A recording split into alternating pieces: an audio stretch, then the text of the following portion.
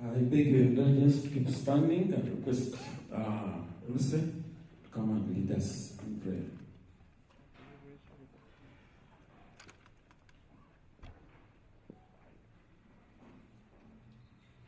Okay, let's move ourselves to a word of prayer. Almighty God, we gather here today with grateful hearts, grateful for the gift of a new month and your presence in our lives. We seek your guidance and wisdom as we embark on this important meeting. Grant us clarity of thought, discernment, and creativity in our deliberations. Father, today is 1st December. We mark the World AIDS Day. We thank you for preserving us. And we pray for those that are infected, Father, that may your healing hand be upon them. Give us the wisdom in our interactions to preserve our lives. May we align our work to your will. We commit the proceedings of today into your hands, trusting that you lead us on the path of success. In your name we pray. Thank you. We can take our seats. Our chief guest, Honorable Minister of Justice and Constitutional Affairs, the Minister of State for Minister of Internal Affairs, the Permanent Secretary, Minister of Gender, standing in for the Minister of Gender, Labour and Social Development, the Deputy Solicitor General, His Excellency the Ambassador Ian Sadiq, Head of EU and Chair of Development Partners, all protocols observed. We have two sessions for this morning. Like Socrates says, a life not examined is not worth living. We're examining how have we performed for this period since we last met. And we think the frank answers and critical challenges will see their end by charting the way forward and seeking for joint solutions. So I request the chair of this session, the PS, Mr. Agurichiwege, to take your chair as you will be required to introduce key delegates before you tell us briefly in what goes on in this session. And then I would also request our chief guest to take the center up here.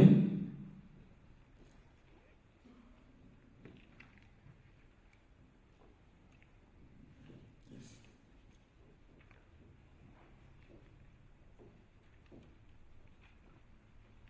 The Honorable Minister of Justice and Constitutional Affairs takes the center.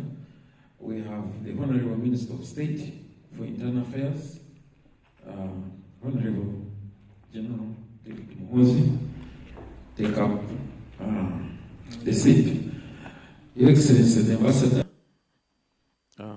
Head of EU, I also request you take up your seat.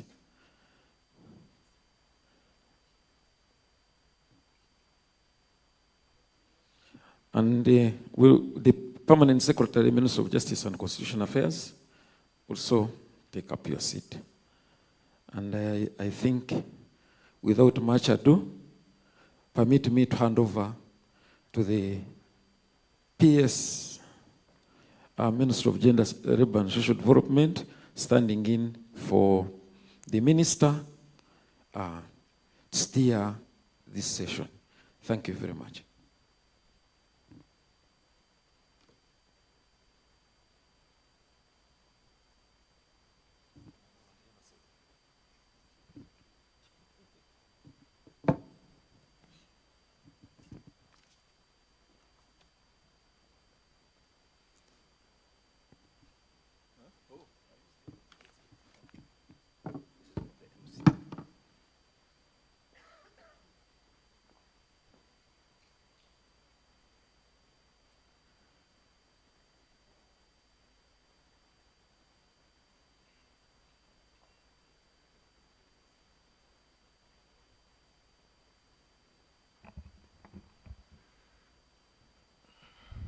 Our chief guest, the Honorable Minister of Justice and Constitutional Affairs, the Honorable Minister of State Internal Affairs, His Excellency, the head of the EU delegation to Uganda and also chairperson of the Development Partners Group, the Permanent Secretary, Minister of Justice and Constitutional Affairs, the Deputy Solicitor General. I see a number of our partners and members of the diplomatic corps, heads of government agencies and departments, distinguished ladies and gentlemen. My name, as you've heard, is Agre David Chibenge, Permanent Secretary at the Ministry of Gender, Labour and Social Development. I'm honored to chair this session on behalf of the Honorable Minister of Gender, Labour and Social Development, who called me this morning to say she was indisposed. And although I was supposed to attend in my own right, I did take up the responsibility without complaint. In her preliminary remarks, she had observed, and I'll say this very briefly, that access to justice is not a privilege, but a right that is essential for the dignity, equality, and empowerment of every human being. That is why I'm profoundly honored to chair this session at the 28th Joint Government of Uganda Development Partners Access to Justice Annual Review, whose theme is empowering the people, building trust, and upholding rights. This meeting brings together stakeholders in the Access to Justice sub-program to review the performance of the sector and to strengthen our collaboration towards a unified goal of ensuring that all Ugandans have access to justice. And I'll leave it at that. In this session, we are going to have welcome remarks from the PS Ministry of Justice and Constitutional Affairs, after which, and I'm giving this line up because I sat at the extreme end expecting that I will have easier access to the mic. As it turned out, I'm supposed to use this mic.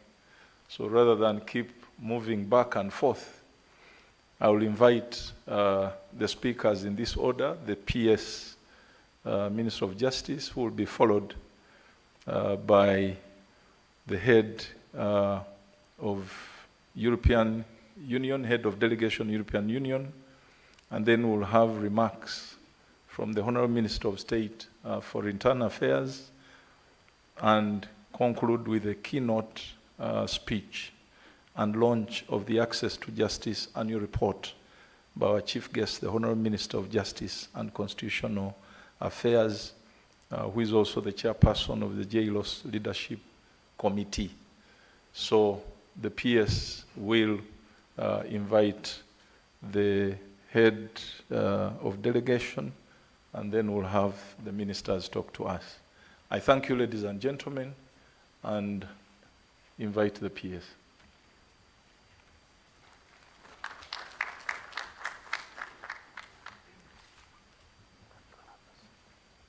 Thank you very much, colleague.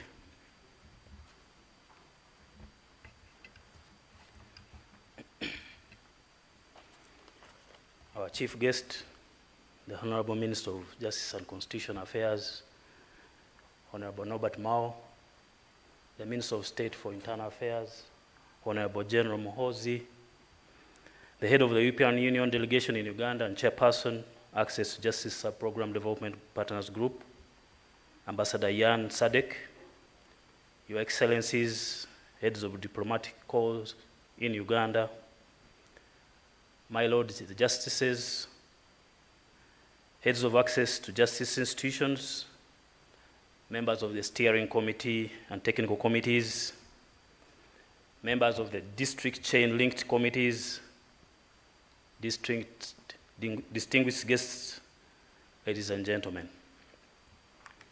Once again, my name is Robert Kasande. I'm the Permanent Secretary of the Ministry of Justice and Constitutional Affairs, and I'm very happy to be here.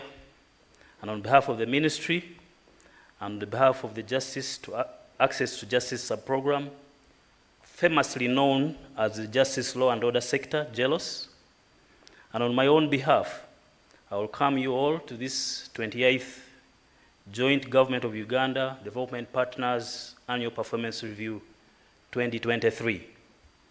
It is my honor, therefore, to personally welcome you to this very important function that we are delighted that you have set aside time amidst your very busy schedules to participate at this event.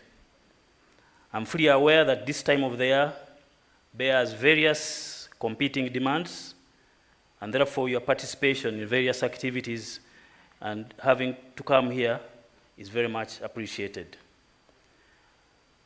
Ladies and gentlemen, on an occasion like this, it is an opportunity for us to echo our mission and why we exist as a yardstick that will guide our subsequent deliberations. Collectively, our pursuit is to sustainably achieve the greater goal of ensuring justice for all people of Uganda. We aspire to leave no one behind by prioritizing inclusive social and economic development in the spirit of Uganda Vision 2040, the African Union Agenda 2063, and the United Nations Agenda 2030.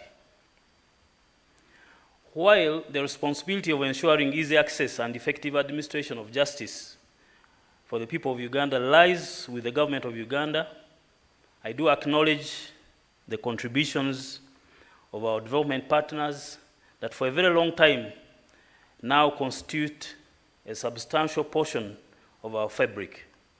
We planned together, resourced many of the interventions together, and often undertake joint monitoring of the progress made. We do not take your partnership and support for granted, because even through the transition of sectors to program-based approach, you have kept together with us.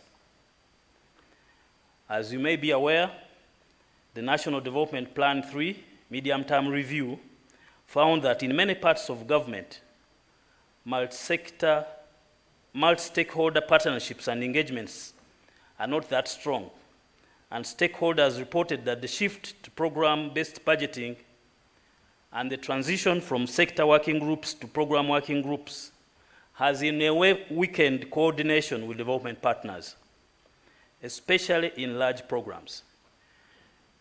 That was a finding by the midterm review of the NDP3. However, that said, we are glad that our partnerships under the Access to Justice sub-program have instead grown and strengthened our common aspirations.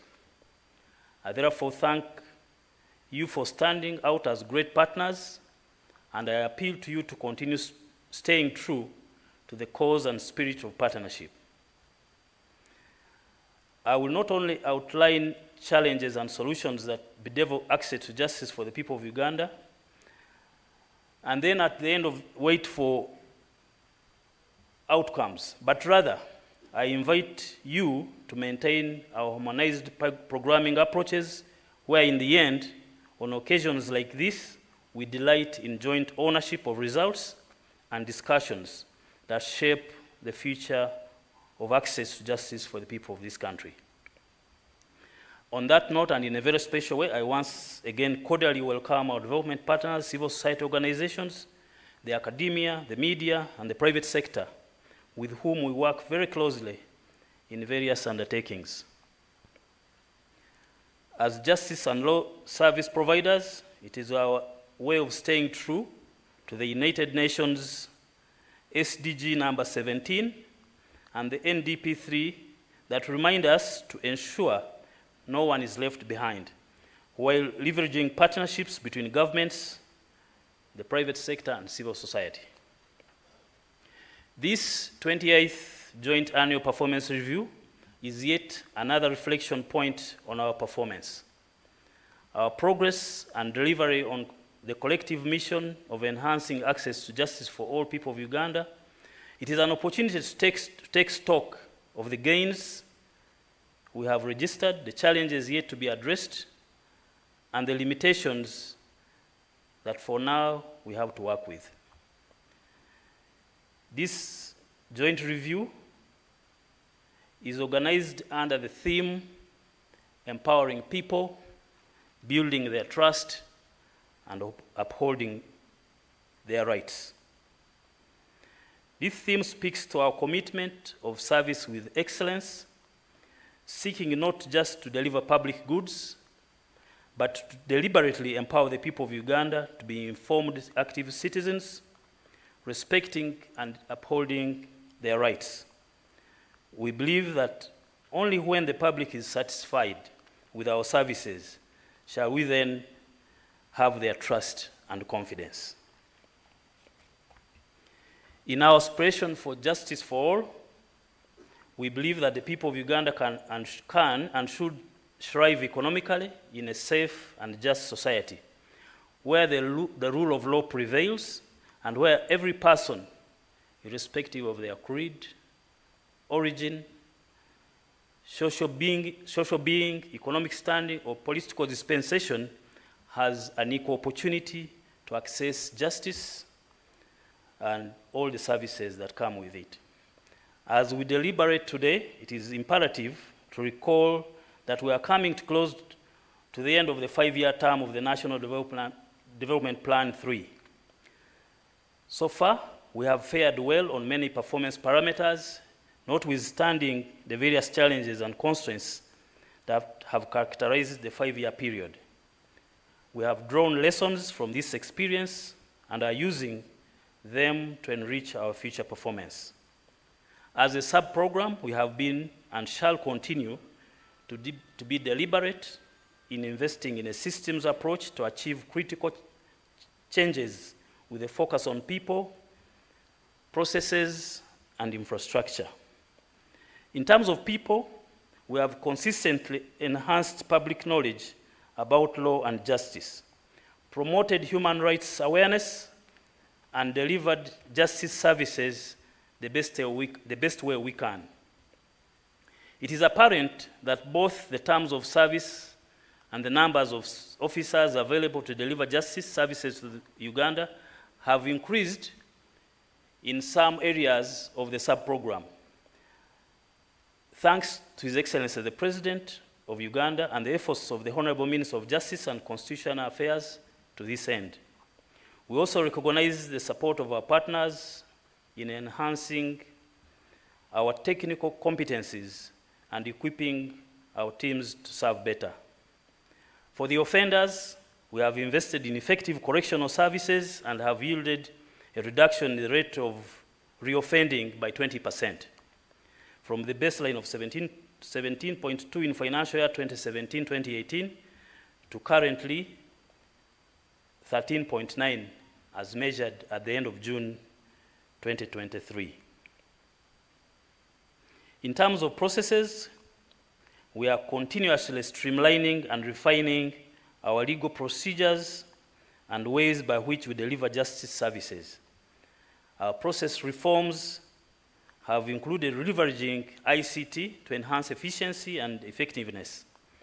As a result, we have increased disposal of cases by the judiciary from 55% in 2021-2022 to 63% in 2022-2023.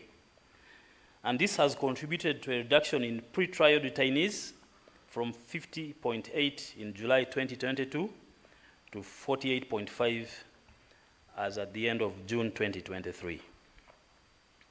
And in light of infrastructure, we are prioritizing the places where we work to serve the public, the residences of our uniformed officers and places of detention. In addition to the owned constructions of one-stop service points across the country, we have increased from a coverage of 78.6 out of the targeted 117, we are now at 92. Colleagues, you all recall that we are constructing our flagship project, the Jlos House. It is on course and currently at 60% completion for the first phase. Allow me to highlight the benefits of us having this home at Naguru. The cost-benefit analysis of the house, the Jlos House, is very apparent. Currently, the sub-program rents approximately 20,000 square meters of office space at a cost of 30 billion shillings per year. In 8 years, the program would have incurred the cost of constructing the Jlos House and surpassed it. So the 256 billion that we are spending to build the house, that will not only give us more than 20,000 square meters, in effect it's about 2.5 times, 68,396 square meters, will in the end save us a lot of funds. As a result of our systems approach and targeted investments, public satisfaction has grown to 70%, and public trust in the justice system has also grown from 59% in 2020-2021 to the current 69%, a jump of 10% within 1.5 years. Many of these performance metrics will be highlighted during the presentation that will follow. However, I should not make the impression that it is all well and therefore there are no major challenges. One of our key challenges that we have cited, every meeting we have had, and every fall that we have had an opportunity, is the problem of prison congestion of 374.2%. This challenge lies at the center of our criminal justice system and is an indicator of many issues that need to be addressed. Whereas the national population growth rate is 3% per annum, the prisoners' population growth rate is 8% per annum, while prisons' holding capacity grows at a dismal 3.8% per annum. Statistical modeling projects prison population to increase to 153,145 prisoners by the year 2031-2032, with only a corresponding holding capacity of 29,371. This will take the congestion rate to over 500%. At this rate, the space for one prisoner will be occupied by 6 prisoners. Notwithstanding pursuing alternatives to incarceration, as well as efforts to reduce crime and measures to expedite case disposal, the inevitable path out of this is constructing more facilities, such as regional maximum security prisons. Construction of these regional mini-max prisons for a capacity of 4,000 prisoners would cost us 103 billion shillings. It would, however, result in two cost savings in terms of health care and well-being, as well as will also allow for more effective rehabilitation programs and improved human rights observance for the people in detention. Our esteemed guests, allow me to leave the performance highlights that for now will be presented shortly. I will now introduce the day's program, which copies have now been shared with all of us, and my colleague, the PS of Gender, has also highlighted. We will have, notably, a keynote address by the Honorable Minister of Justice and Constitutional Affairs, in addition to the Honorable Minister of State for Internal Affairs and the Ambassador leading the Development Partners Group. In the second session, the highlight shall be the presentation and discussion of the Access to Justice Annual Performance Report for 2022-2023. We have lined up various eminent speakers, including our development partners, who shall speak during the two sessions. And we also have an open plenary session for all our guests for you to be able to participate.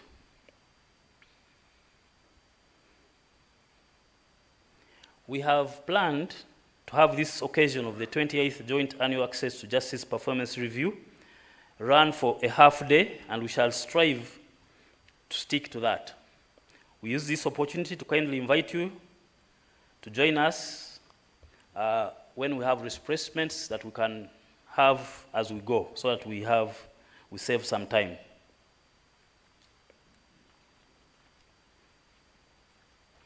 With those remarks, I once again welcome you very cordially and invite you to participate with us as we take stock what we have achieved in the year 2022-2023.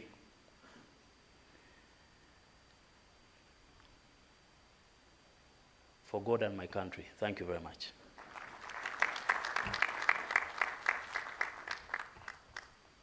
May I take the opportunity to invite you, Ambassador, to make your remarks.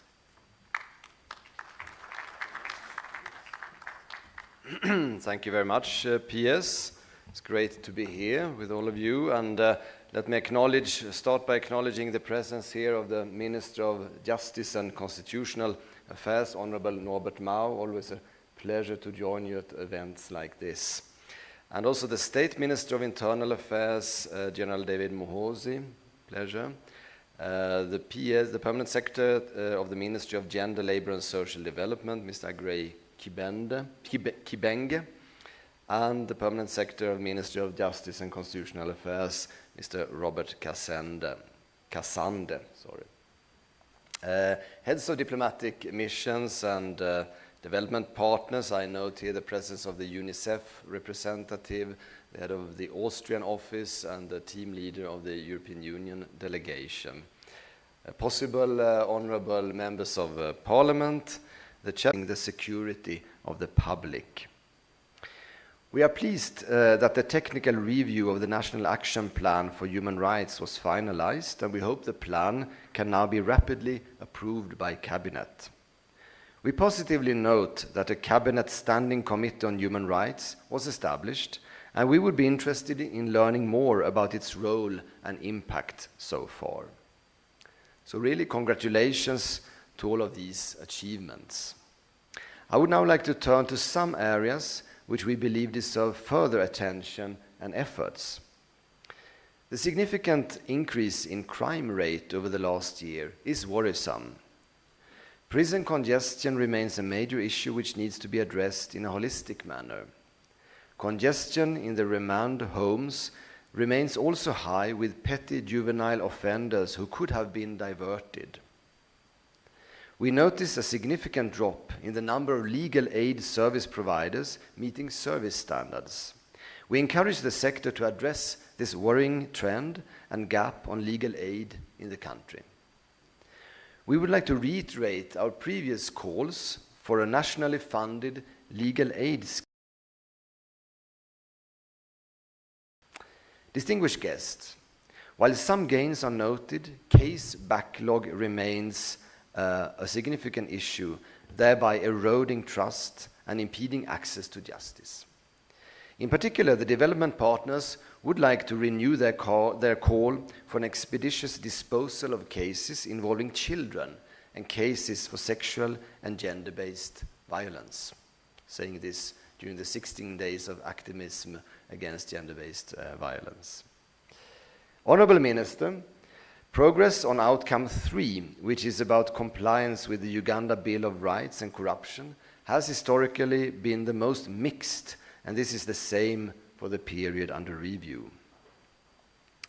Finally, about 1,000 complaints of human rights violations were registered against police personnel, and we note a very low clearance rate for these cases. We encourage reinforced inspections to assess compliance with human rights standards and disciplinary actions against officers who are found to be at fault. Thank you very much, ministers and distinguished guests, for allowing me to present also these areas which we believe deserve further attention. And let me also like to remember the victims of the November 2020 protests in Kampala and renew our call for a full and independent investigation to ensure perpetrators' accountability and justice for the victims and their families.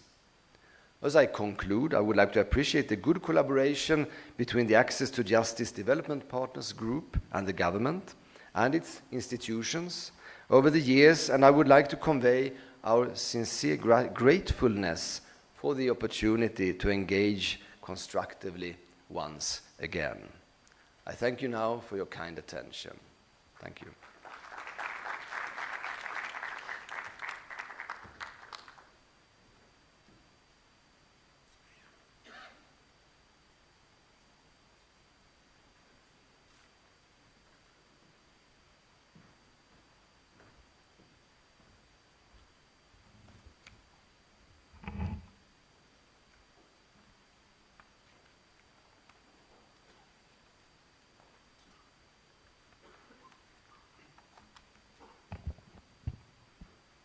The Honorable Minister of Justice and Constitutional Affairs, the Honorable Mao, the Permanent Secretary, Minister of Justice, the PS Minister of Gender, Lords, the Justices of the Courts of Judicature, the Head of the European Union Delegation in Uganda, and Chairperson of the Access to Justice Sub-Program Development Partners Group, Heads of diplomatic missions, honorable members of parliament, if any are here, heads of access to justice institutions, members of the steering and technical committees, members of the district chain-linked committees, distinguished invited guests in your respective capacities, ladies and gentlemen, good morning.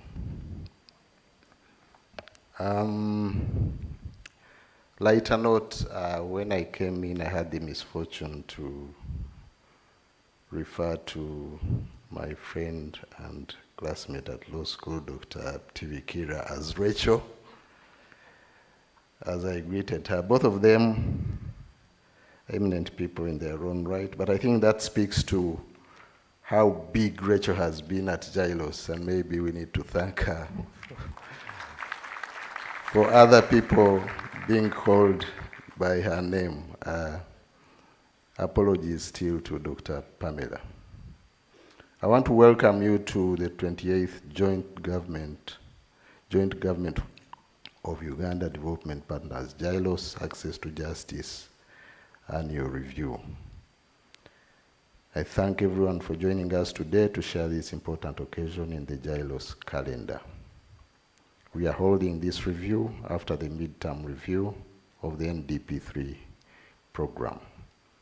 Despite belonging to various programs, our institutions have been able to quickly adjust and respond to new demands, and in that regard, we can confirm that the 3 C's namely communication, coordination, and cooperation, remain a key foundation of our work.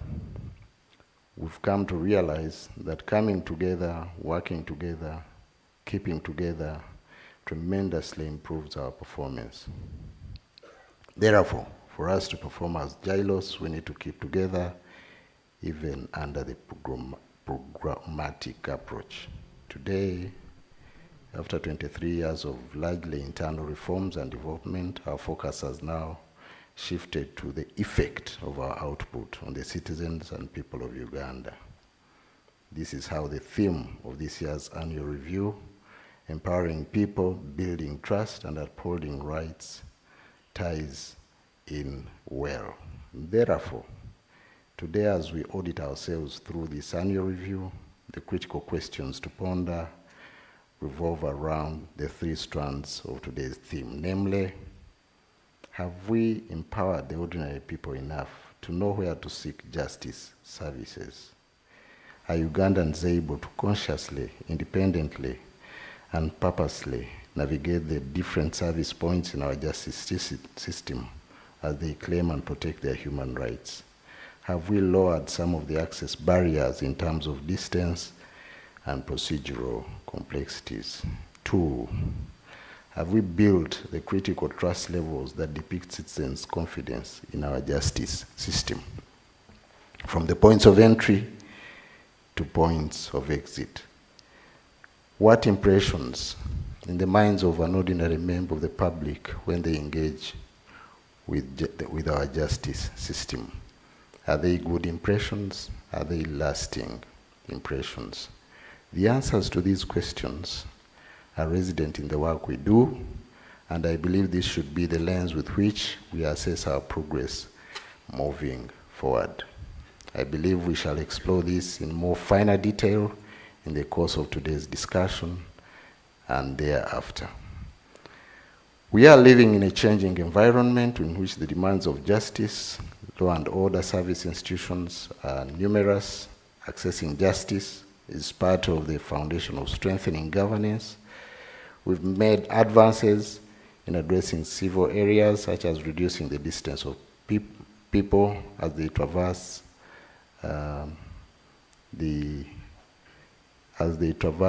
in search of justice services, simplifying and clarifying processes, identifying low-cost options for service delivery, and reducing the cost of access, as well as developing and employing service delivery, and reducing the cost of access, as well as developing and employing automation and digital services to enhance the speed and quality of service delivery.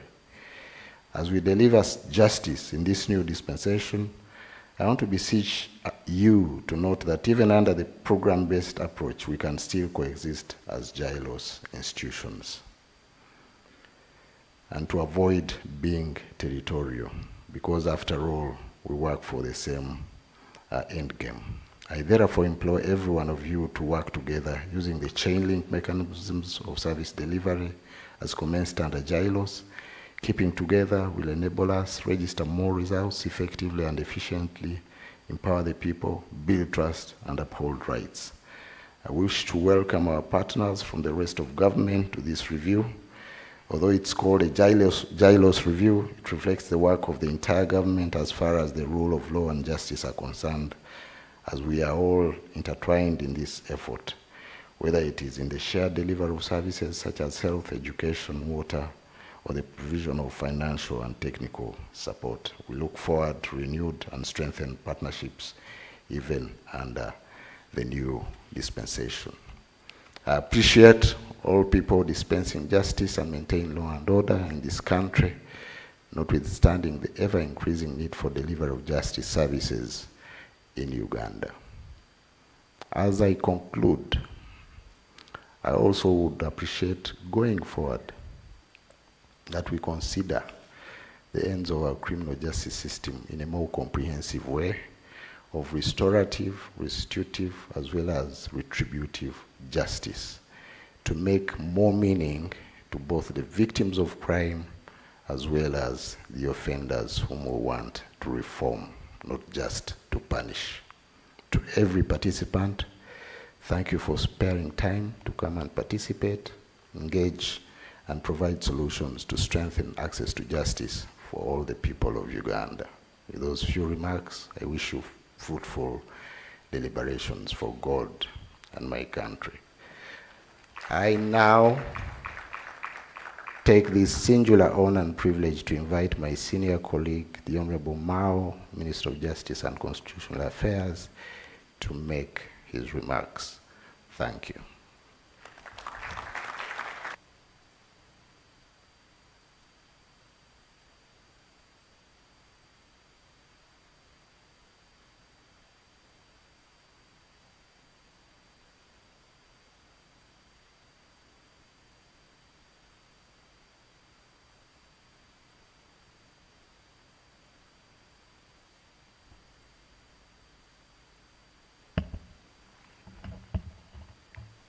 Thank you, General David Muhoozi.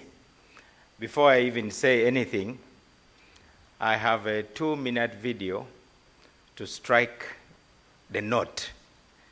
This is said to be a keynote address. You know, when you are starting a song, you set the tone. You can say, do, re, mi, or do. So I want to strike the note. And that is what I hope will stay with you, despite the speech I'm going to inflict upon you. So let's dim the lights and take the next 2 minutes to see whether I got it right in terms of the note.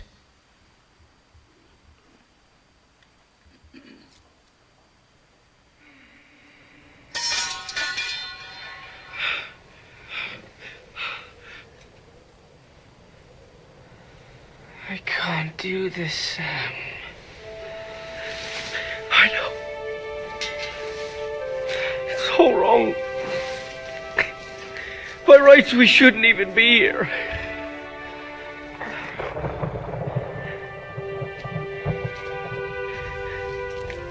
But we are.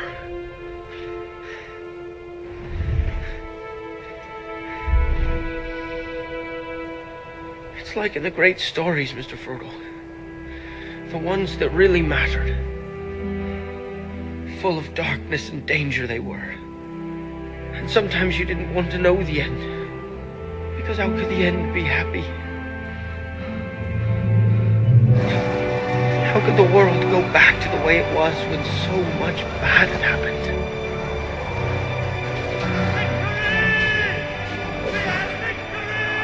But in the end, it's only a passing thing.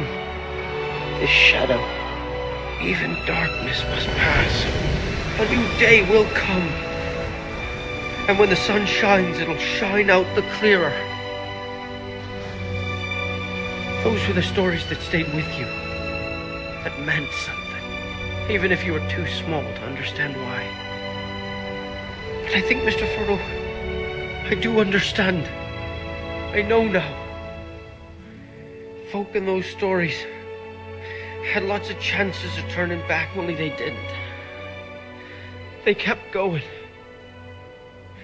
Because they were holding on to something. What are we holding on to, Sam?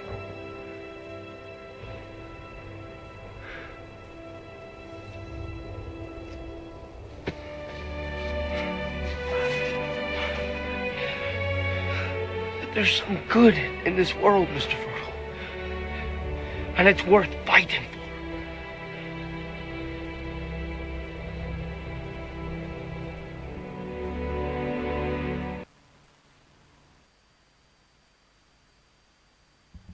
Thank you very much. I hope that is the right note. This is from The Lord of the Rings, for those of you who love movies. Folk in those stories had lots of chances of turning back, only they didn't, because they were holding on to something. What are we holding on to, Sam? Frodo said. Then Sam said, that there is some good in this world, Mr. Frodo, and it is worth fighting for. That really is the most important thing I would have said, and I would have even sat down, and that would be enough. Because at the end of the day, it's none of my business to tell you how to do your jobs. You are all very smart people. You are highly educated. You have lots of experiences. When I first arrived at the Ministry of Justice, I sat in that meeting and saw all these well-educated people. Then I said, God, am I not the luckiest person? How can I even make a bad decision as a minister with all these clever, educated, and experienced people surrounding me? There is a book I read as a child. It's called The Little Prince, by a gentleman called Saint-Exupéry. He was a pilot, and he disappeared. He crashed. So he said, if you want to build a ship, you don't tell people to gather wood and nails, but rather you tell people about the lands they will discover once they have built that ship. And I think that's the role of a minister, really. We are supposed to be like what a coach does to a football team. You never touch the ball, but you keep a certain spirit alive in people. What you just saw in that movie clip is what keeps people going. General Muhoozi, as a soldier, knows that better than anybody. What do you do when your comrades are falling by your side? Mortars are blowing off their legs and heads. What is it in you that keeps you moving forward? It is okay for us to come here and say, okay, we had November 2020. We have seen people who have come tortured. We have seen these so-called drones kidnapping people. We have had cases of corruption. We have seen judges who have been sitting on files for ages, lawyers who are getting money from both sides, government failing people, the police keeping people for weeks in police cells, even when the law says it should be 48 hours, congested prisons. So is it worthwhile? Do we have a cause here? In that clip, one of the characters says, we shouldn't even be here. Anyway, who are we to be here? We may be even not be the best people anyway, but we are here. So we are here because we are holding on to something very important. This is government of Uganda and partners holding a mirror before each other's eyes. And I want to thank the EU ambassador for putting a mirror in front of our eyes. We don't like some of the things we see in that mirror, believe me. But there are also things we like. We are also going to hold a mirror before your eyes. I'm sure you will not like some of the things that you'll see in the mirror. What matters is that the mirror not be a broken mirror, it should be a clean mirror so that it's actually reality. So,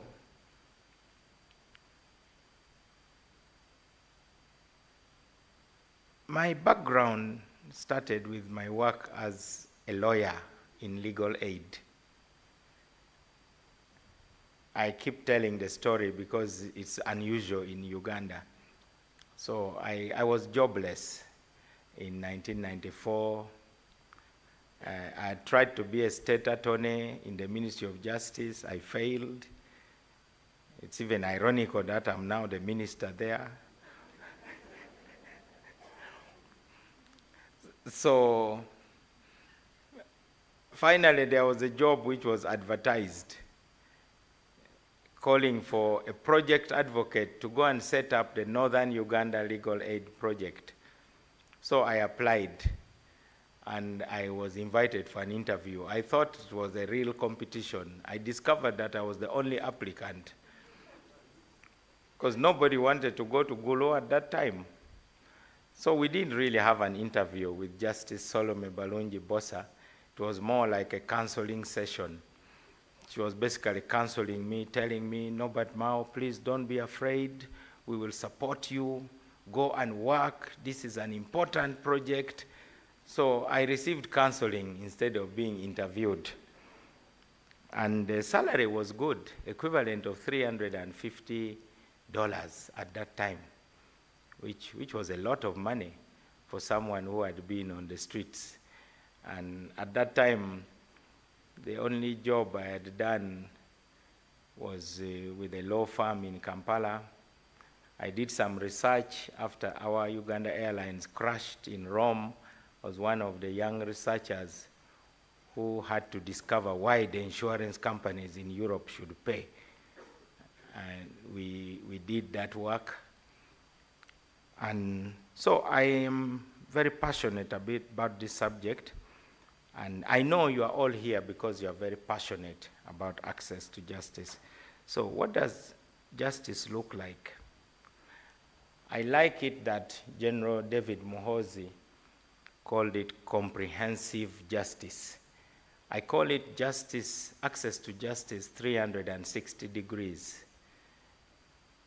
What does the police do?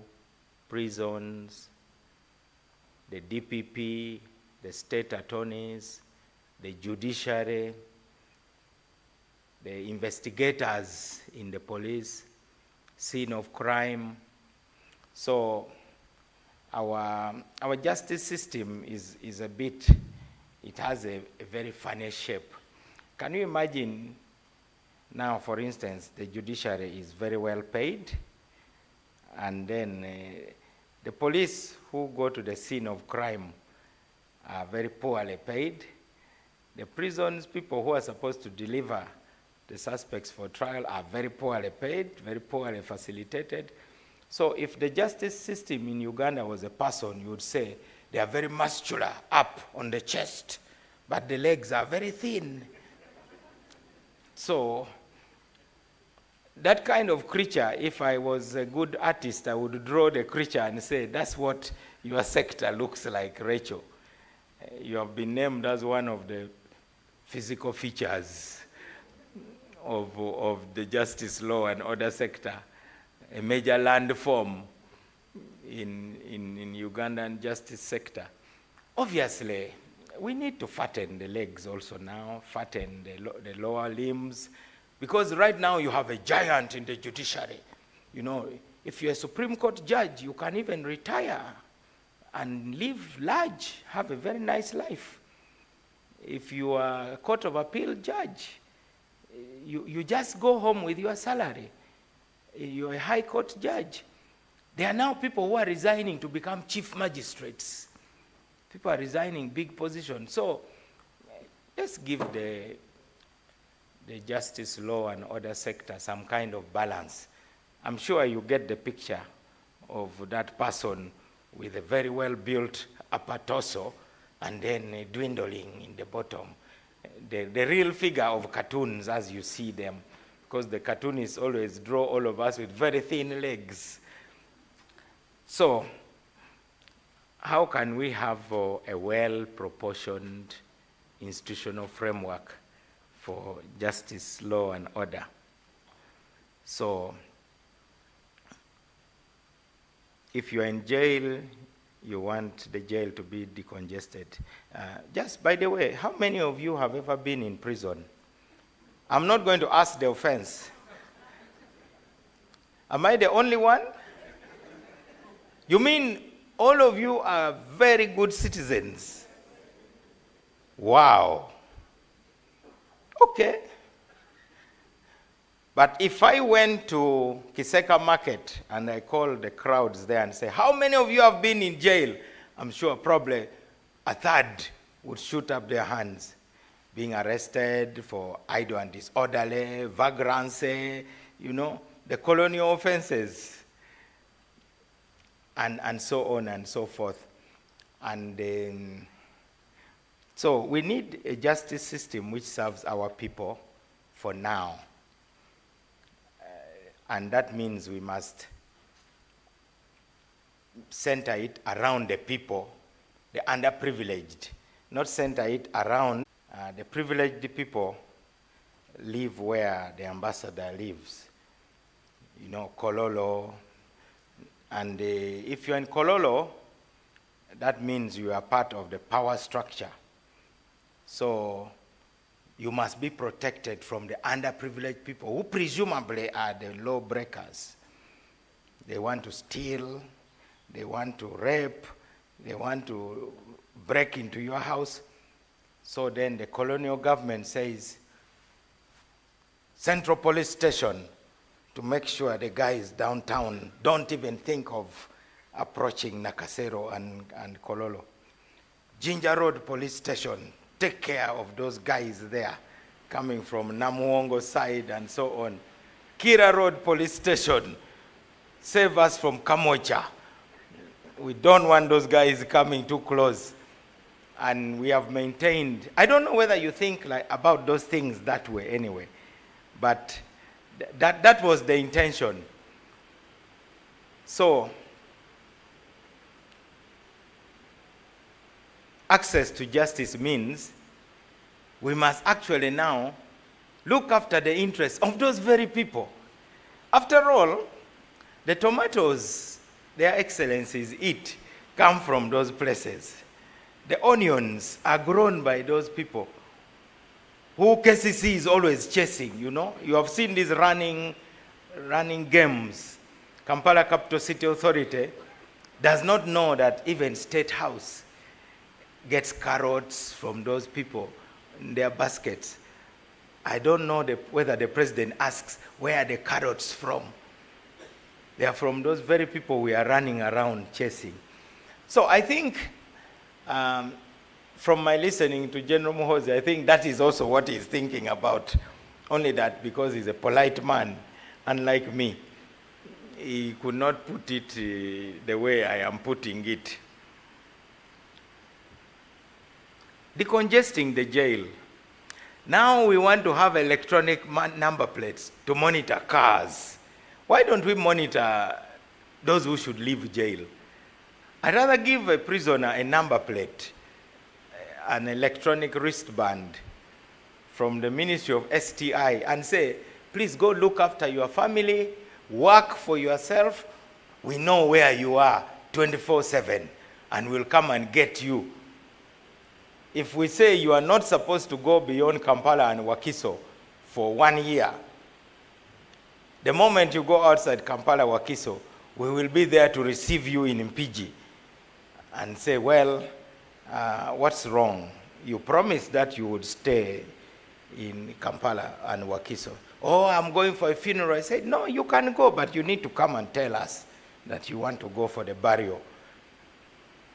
Simple things like that. So let's also talk about innovation and the use of science. I was in prison in 2011. I was involved in something which we called Walk to Work. We were protesting the outcome of the 2011 elections, and there was a guest of Dr. Frank Baine.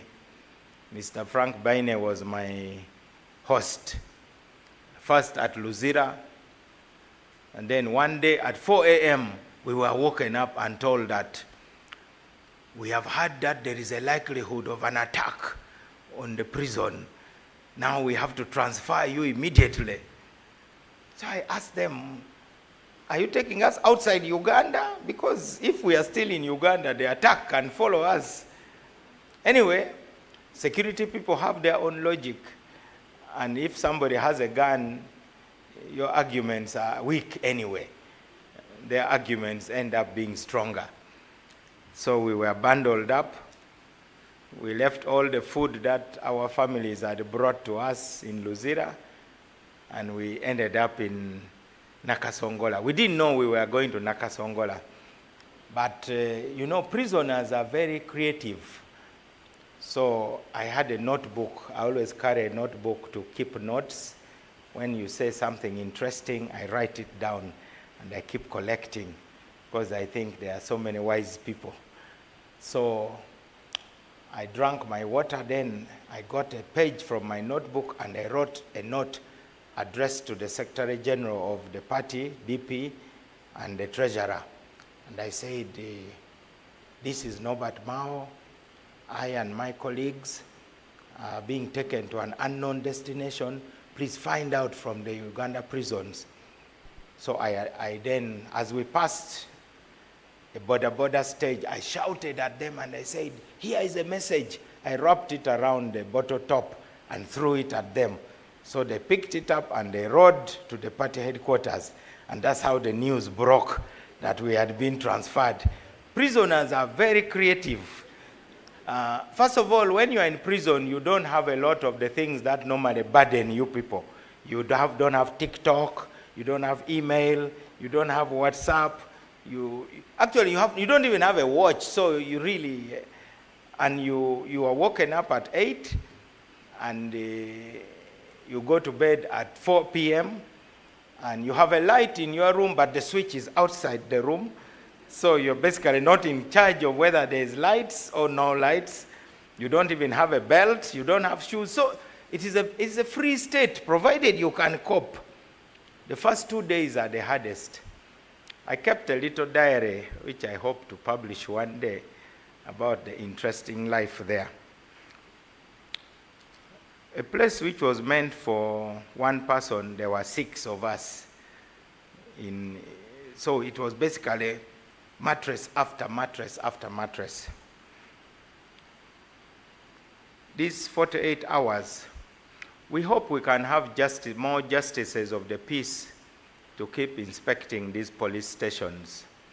So to the prisons and the police and to the activists, I always tell the human rights activists, you don't have to take a very offensive approach.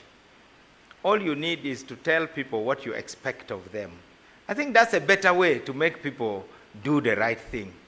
When I go to a police station, I don't have to start abusing anybody's mother, but I can say, you know, Inspector, this is what I expect of you. And there's a difference when I say, these are my expectations as a citizen. It is different from when I say, the way I see on the streets, you know, many of our politicians, their engagement with police, let's say in a riot and so on, is to say, look at you, I'm sure even your children have not eaten, and now you are here harassing me. You know, that's the kind of conversation our protesters have with the police. They make it appear as if the police are there in a personal capacity. So it calls for a lot of education about perceptions. So that means we are still looking at the police the way we used to look at the colonial police. It is in the mind. You educated people have to tell us how we can change that mindset. But the police also looks at the people the way the colonial police used to look at. So they first and say, remove your shoes. That's how they introduce themselves in case they are arresting you. Sit down. That's how, in other words, the state has arrived. So why don't you say, I am Inspector Norbert Mao, and I've come to take you to the station to make a statement. Are you Mr. or Miss XY? Follow me. Of course, when a whole truck of police officers are there and I say, please follow me, you look at the truck, you look at the person, then you say, I think it is better if I follow. Because one way or the other, you are going to go anyway. You know, like these little children who don't want to bathe. They protest, they run around, but at the end they are lifted and put in the basin and they are washed thoroughly. Then they are happy. And they sleep soundly. Now, that is the kind of state I want to see. I want a state whose authority is not in the shouting. Because if you have the power of the state, save your breath. Why do you have to shout at anybody? You have the entire state. How many divisions of UPDF are there to back you up? How many police officers are there to back you up? So why would you have to come and yell at anybody? Say, excuse me, sir. Calling people sir shows that really it doesn't matter. They are clashing with the law, not with you. But now when you make it appear as if they are clashing with you personally, you bastardize everything, you know. And I learned quickly that it's not necessary to fight. Of course, politicians must show that they are brave, they are resisting. It's good for television. If you want to stand and be elected, you go and you say, you saw how I've been fighting this oppressive police. I've been on TV, you have seen me in the struggle. But even the struggle needs to be assessed for impact. Because if the struggle is not achieving any impact, then it's not a real struggle, it is a drama. So, I'm just answering the question, what does justice look like? Now, if somebody is running away, you are not supposed to shoot them dead. You are supposed to shoot them in such a way that they are no longer capable of running. But sometimes people think that if a suspect is running, then you can execute them. That one is not useful. The president talked about that in the case of the boxer called Zebra, who was running away. And he even went and apologized to Zebra's family. The head of state had to go and apologize. So, all of you police officers who interact with angry crowds, I know the provocation is so much, but it's important for you to keep your cool head. The other day, General Muhoozi delivered a statement in Parliament concerning the November 2020 riots. I hope, Your Excellency, you have received a copy. I would ask General Muhoozi to send you a copy of the report he gave. Because there's an impression out there that government is hiding something. First of all, this is a government which seems to have very few secrets. So I even wonder, because most of the things that are said to be secrets, I see them on Twitter, I see them on TikTok. So I don't think government is hiding anything. So I hope you get that report. On Tuesday, the leader of opposition is coming with a statement of rejoinder. And next week, I'm also going to convene a session of the Cabinet Standing Committee on Human Rights.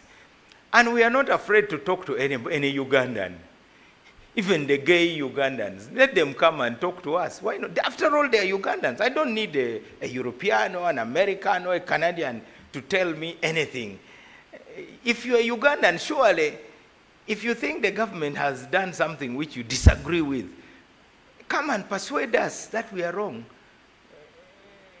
That is the kind of engagement that we really want.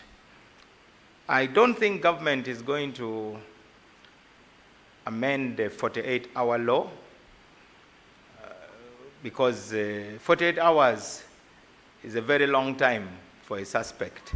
There have been many proposals. We think it is still possible to process. The DPP is represented here. I see my old friend, James Odumbi. There's something they call sanctioning a file. I don't know why it's such a problem to sanction a file. If you assess that the evidence is not enough, just say not sanction. So they release the person, they go home. After all, the state has a long arm. It can even collect you after releasing you. You see, the state is so powerful and it can get you anytime, if it wants anyway. It is only when it doesn't want that you can play around. So the 48-hour rule, in my opinion, should stay because liberty is very, very important. And especially if the presumption of innocence is still a cornerstone of our law. And we have survivors of deceased persons, the matter of estates. Ambassador, I wish one day you could go and visit the Administrator General's office. It is a cross between a mortuary gate and a hospital. You find family members fighting physically. You find widows and orphans wailing, all in this matter of estates. The government has now decided that within 2 years, an estate should be settled so that you don't have endless quarrels in families. In my practice in legal aid, that was the most distressful area of practice. I'll tell you one incident where I called a family meeting in an attempt to mediate. Of course, you ladies, you know, when your husband is alive, all your brothers-in-law are very sweet. Mulamu, mulamu, you know, this is our beloved sister-in-law. The moment the brother has died, you can no longer tell whether they are the same people. They start saying, where are the land titles? Bring the checkbooks. Show us where all the property is. I had such an incident, and the family members came and told the widow, bring us the briefcase which has the documents. So she told them politely, even though she was still mourning really, said, let me go and bring the briefcase. When she emerged from the bedroom, she was stark naked. She then announced that this is what your late son loved most. The door became so small as we all struggled to exit the house because, well, you don't want to be in the presence of a naked woman who has basically come and to announce to you that I'm helpless. So we first took off. But she made her point. Now, those are things that we lawyers go through. So there's justice in the case of estates and injustice. Then you have bail. Some people think the Minister of Justice can order a judge to make a judgment in a certain way. You know, they think because I'm the Minister of Justice, I say I'm not even the Chief Justice. Not even the Chief Justice can tell a judge how to judge. Because if the parties disagree, it will come to the Chief Justice anyway. We can only advise you, or if there are unnecessary delays, we take administrative measures to speed up the process. But we believe that the parties have to persuade the judge one way or the other, and the judges have to be accountable. There are those who are not happy with the way members of the bench are being appointed. Let me tell you the principle. The number one priority is to get people who have been in the bench already to really be promoted because they already know the environment, they are experienced. Number two is to get those from ministries, departments, and agencies because they know the inside of government, they have interacted with people. Number three is from academia. So you can get professors like Professor Lilian Tibatemwa Ekirikubinza, people who have been professors. That's the other group. Now we have also recommended diaspora. You remember Justice Ogola. He was working in the International Monetary Fund, I believe, and he was got from there. So there's no mystery about the catchment area from where we want to get judges. Those are really the four main areas. And when I mean MDAs, it includes those of you who are police officers who want to be judges, prisons officers, and so on and so forth. Then the discipline of lawyers. When I went to law school, I was taught that you keep two accounts. There's the client's account, which puts you in the position of a banker that has received the deposit. But now you go to see a lawyer and the lawyer says, this is a very difficult case, you have to deposit 20 million. For what? Why do you want my 20 million? In election petitions, politicians really suffer. You can't be asked to pay less than 50 million. And then the lawyers don't account. So we are working on some very serious reforms at the Ministry of Justice to restore order in the legal profession, and also how lawyers are educated. We need order. And in the Jlos house, whose picture is there, I have told the permanent secretary to tell the architects to design a proper courtroom for trying lawyers. Right now, when lawyers appear before the disciplinary panel of the law council, it is like they are chatting. You know, you sit around a round table and you are on trial. You see, when you are on trial, you must be in the dock properly. Even your position must show that, you know, you have a case to answer. But you can't sit opposite me. Imagine if I'm on trial and I'm sitting opposite the judge around the conference table. What sort of trial would that be? We even want the disciplinary panel to be up like here, and you are down there as you are being asked questions. And many lawyers will have to lose their practicing licenses because, first of all, there are very many anyway. Every year you have like people, 2,000 are graduating from Law Development Center. So there's a kind of too much wheeling and dealing in the legal profession. So the disciplining of lawyers is a priority. We have now embraced legal aid. Ambassador, let me tell you why we had reservations. You donors excite us about international best practices.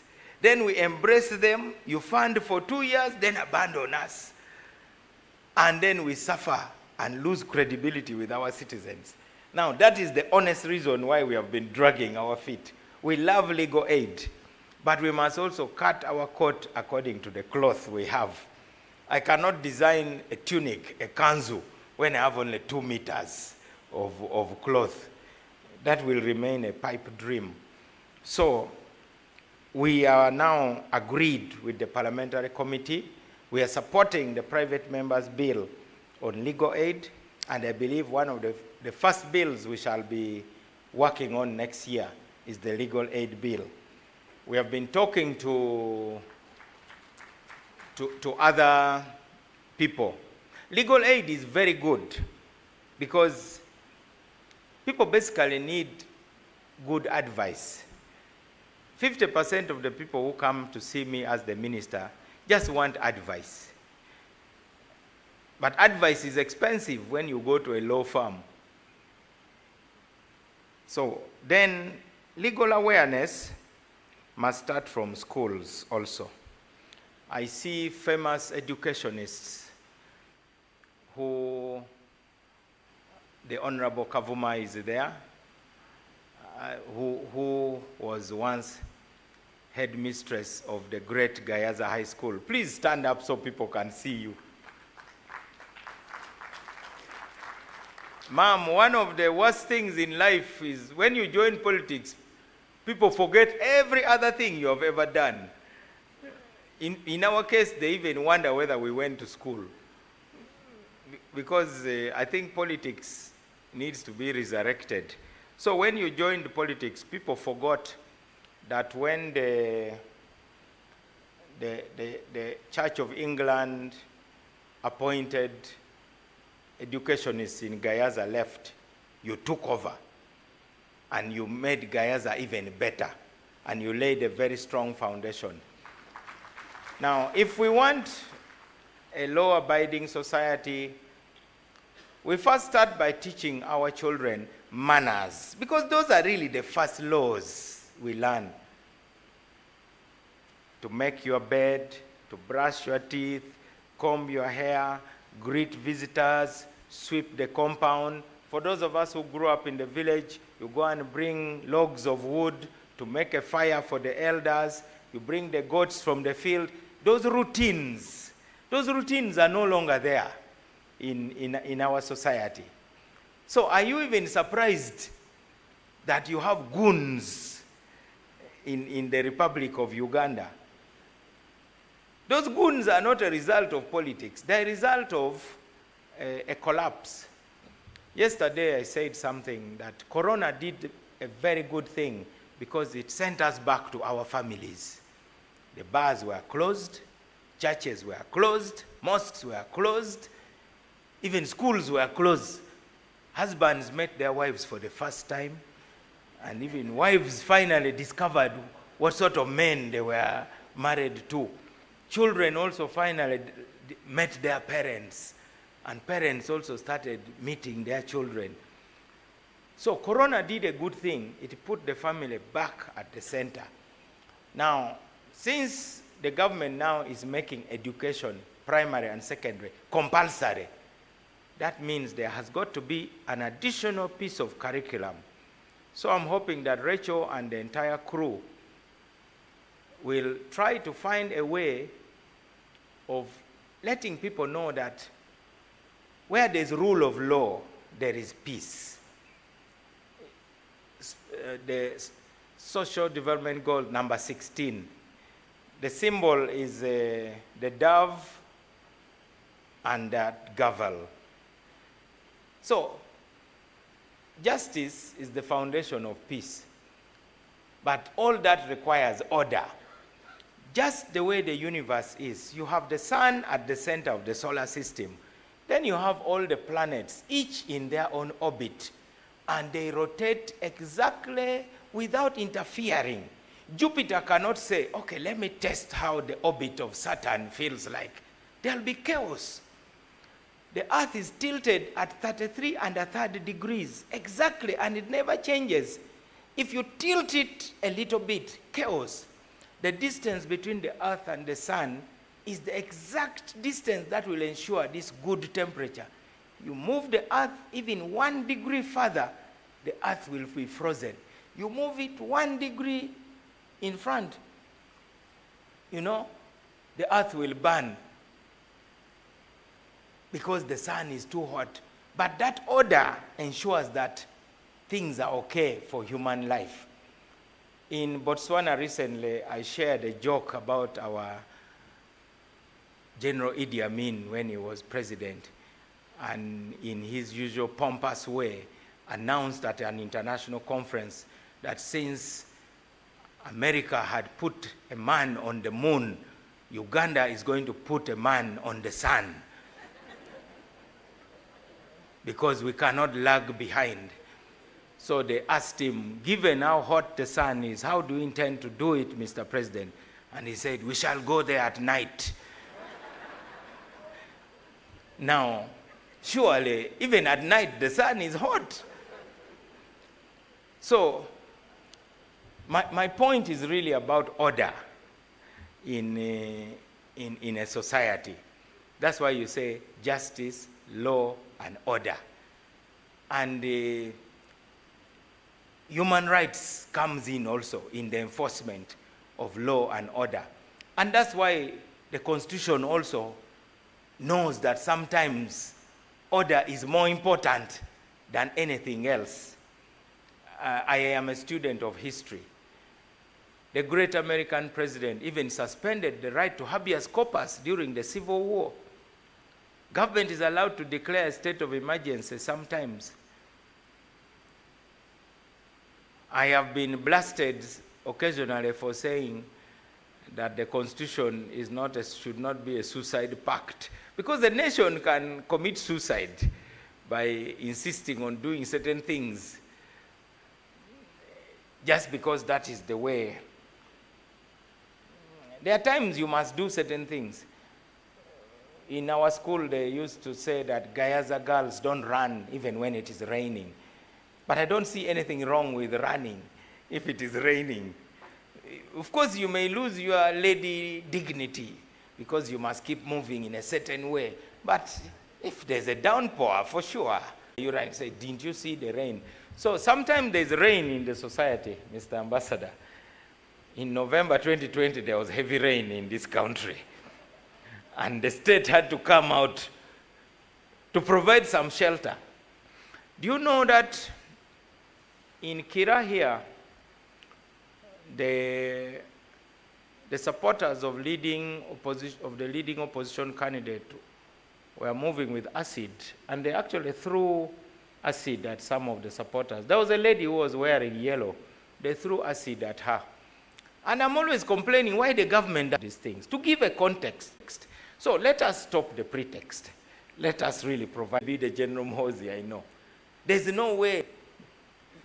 More importantly, the national resistance movement redress. Imagine if you died and God forbid you went to hell, and then on the day you are being tried with St. Peter as the prosecutor, you see your archbishop is also on the list of suspects. I think you would start having you'll have a problem saying it shouldn't be you. So as a minister of the government, I am here to say it should not be the national resistance movement government to be in the dock on such matters. It's a shame, and we have got to activate the self-cleansing mechanisms that are available in the government. The government should be like a human body. A human body has a way of expelling unnecessary gases, liquids, and solids that are harmful to its body. If you know your biology, that's the way it should be. So I am here to insist that I will continue advocating for the activation of those self-cleansing mechanisms. The police standards unit must act, and I'm very proactive. When an MP was beaten up in the island of Buvuma, I called my old boy, the Inspector General of Police. I said, this is a shame. The police cannot arrive at a rally. They have loudspeakers.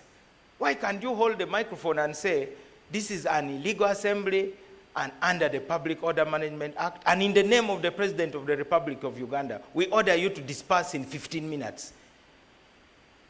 That is how the state should act. But you cannot arrive and just start caning people. You know, that's not how a government behaves. You give people a chance, because many times the people who have gathered have been misled. The state is very, very difficult to defy. It can only be overthrown. You know, defying the state is hard. But if you are strong enough, you can come and overthrow it. Then you create your own order, like the Mohozis came from the bush and they overthrew, if you can do it. But defying the state is not something that citizens love to see. When the court orders and says, this is X, then the RDC calls a district security committee with the DISO and so on, and the DPC.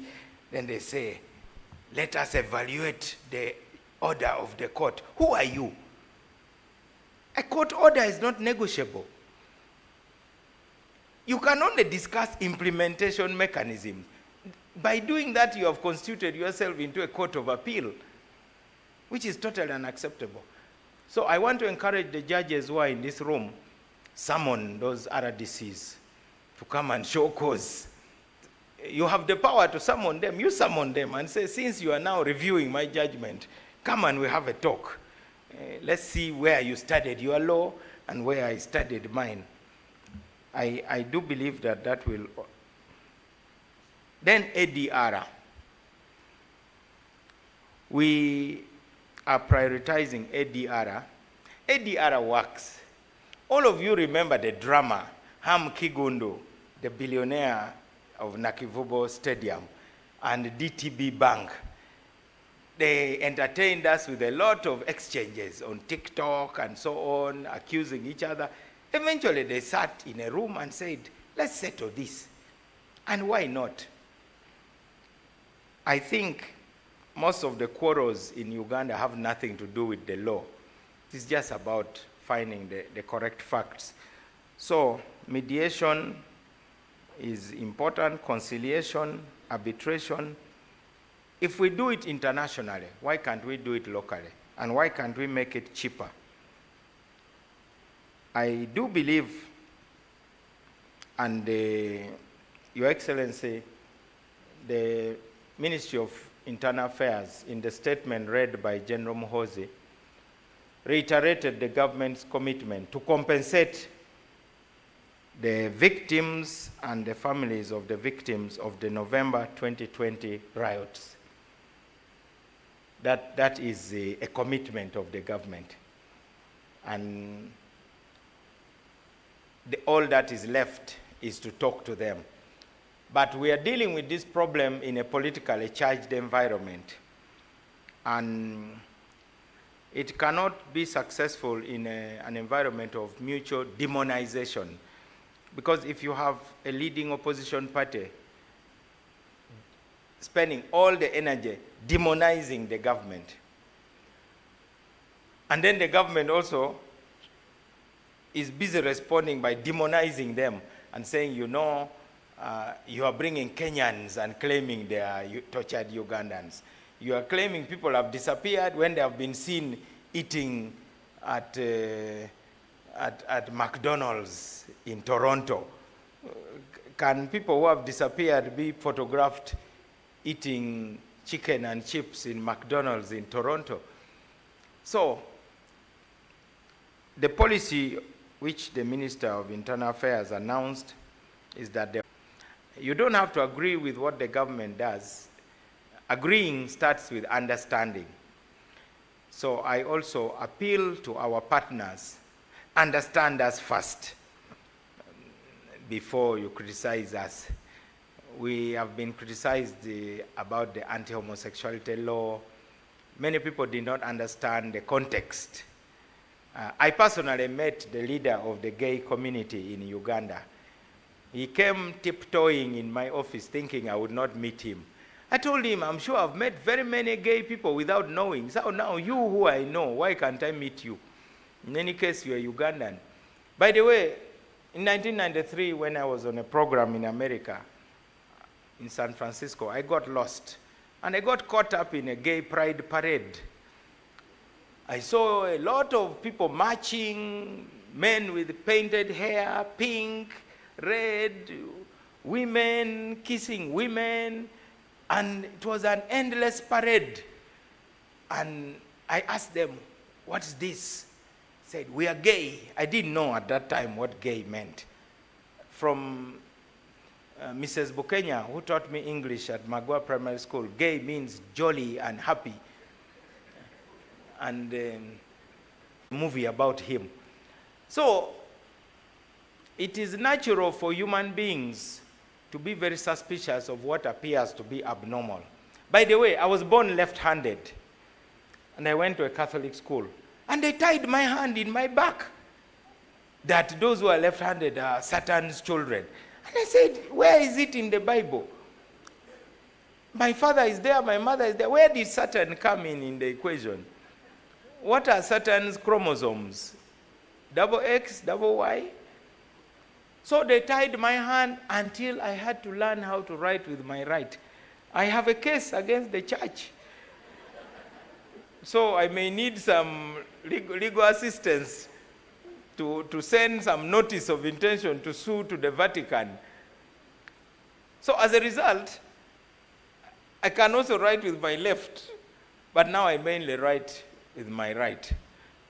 I can't cut my food with my right hand. When you see me eating, when I'm eating among you civilized people, you know, the knives are on the right, these forks are on the left. Now for me, that's not my world. So I quickly switch them when I'm sitting with you civilized people. If the people are very civilized, I cut the food very quickly, then I put the knife down. And I only now remain with because I want to blend in. Even when I am holding a hoe, I pull with my left hand. That's my strongest hand. And when we used to do some little boxing in Namilyango, you had to avoid my left hand because it was the bad one, not friendly at all. So the world is suspicious of that. Or a sixth finger. My firstborn was born with a little sixth finger. The doctors tied a string around it until it fell off, because it was not really a real finger. Mrs. Kavuma must know the story of a man called Julius, who was first named Juliet, as a man born with both sex organs and happily studied among girls. He had to bathe at midnight because the girls would say, "There's something unusual about you. What is this?" He really suffered. He has written a nice book called From Juliet to Julius. He's now married, he has children, he has a wife. These are stories.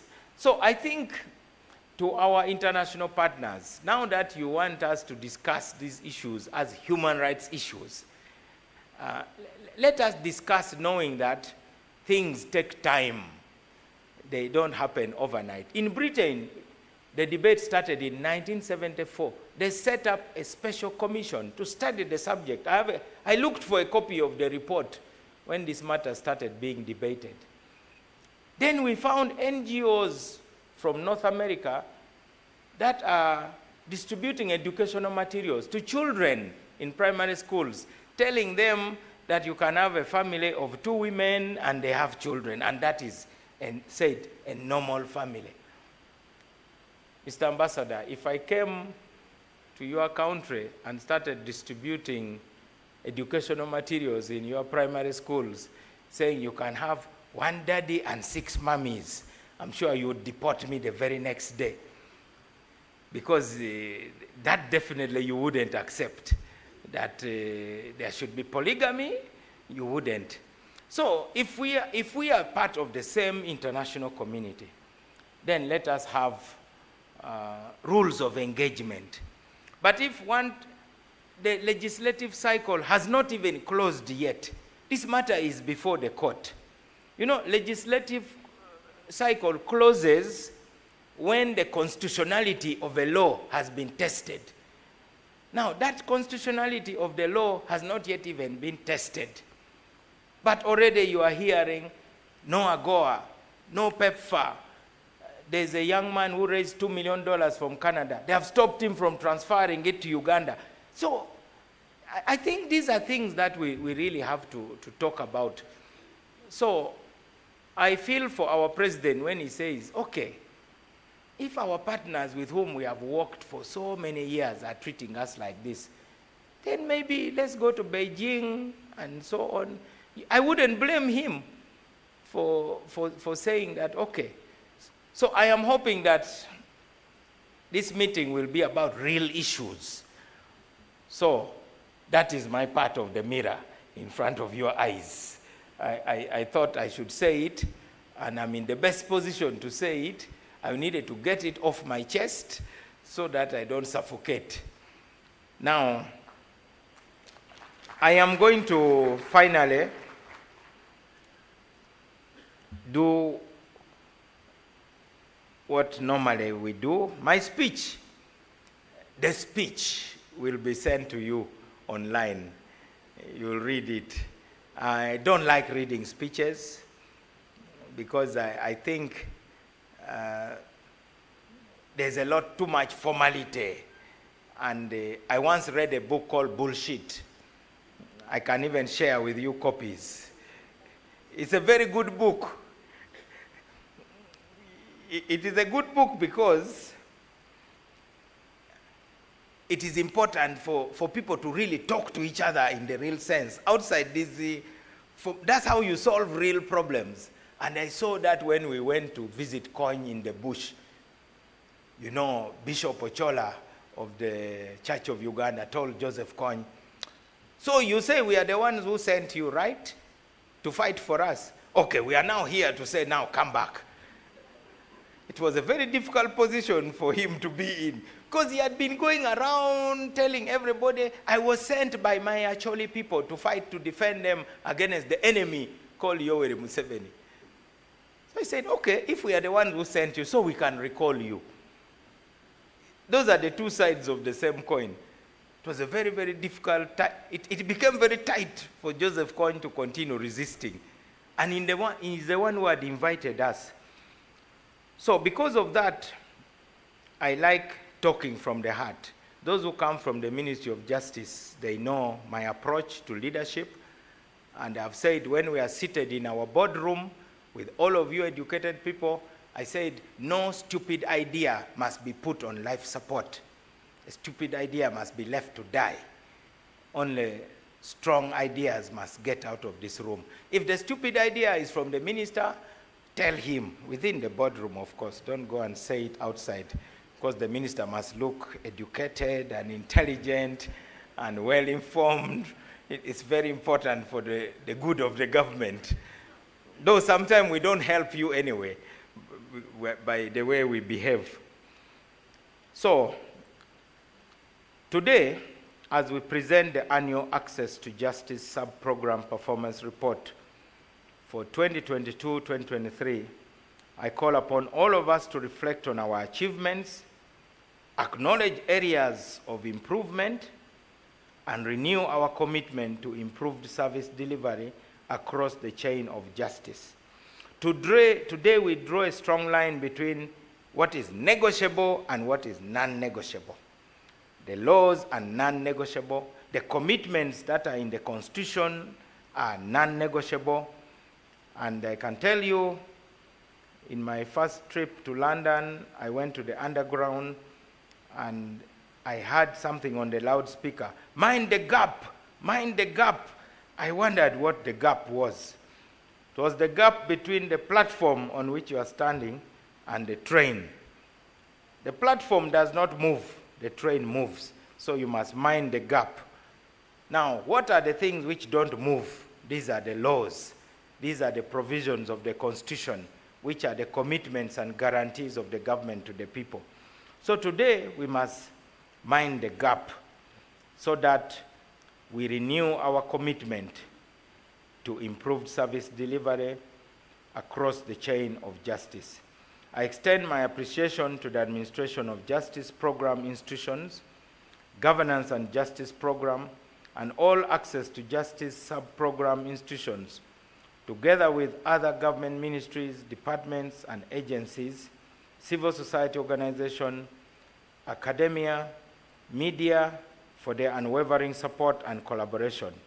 I want to thank most sincerely our partners who, amidst a lot of pressures from your own capitals and your own citizens, have insisted that you must continue to collaborate with the government of Uganda in order to serve the citizens of Uganda.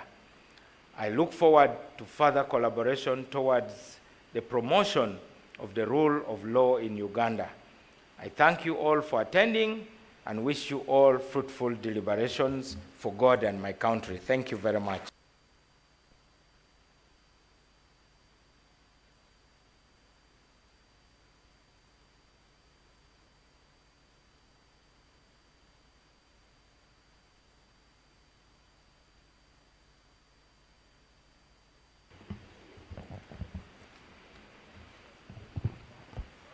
Ladies and gentlemen, as I was walking here, I was wondering whether that applause was to welcome me or to appreciate the keynote address.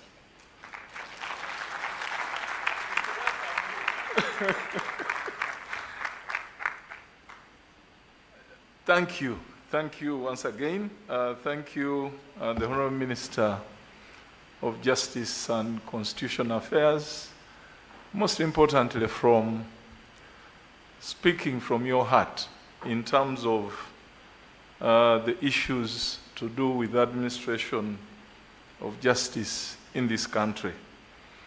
And in the same vein, I want also to thank the Honorable Minister of State Internal Affairs who came before him, His Excellency the Ambassador, my colleague, the PS of Ministry of Justice and Constitutional Affairs, and all of you, ladies and gentlemen. I trust that we'll have an opportunity to discuss some of the issues that have been raised by the eminent speakers this morning, hopefully during the plenary that will follow, because as the chief guest has put it, this meeting should be about the real issues.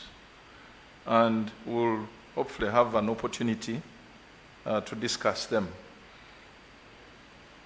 He is supposed to launch the Justice Annual Report 2022-23. Where is that going to be done? Outside, up the other side. So that is the next action by our chief guest before we have a group photo. And that should also hopefully be arranged so that immediately after launching the report, we will have that group photo. But as a take home, of course, minds of people and the minds of our young people. So ladies and gentlemen, I would like to invite the MC, Ndugubaine, to now lead us in the next phase that will include the launch of the report and the group photo. I thank you and welcome you to stay until we have an opportunity, all of us, to contribute to what will surely be a very interesting discussion. Thank you, ladies and gentlemen. Thank you, the chair of the session. And I think that approach was a bit down. The chair had a very wonderful session. And let's once again put our hands together for the panelists, for the frank presentations, but more so, a thrilling keynote address from our chief guest. Now we are going to the launch. The launch is the extreme right side, according to me. To you, it is on the extreme behind left side. And the team for the launch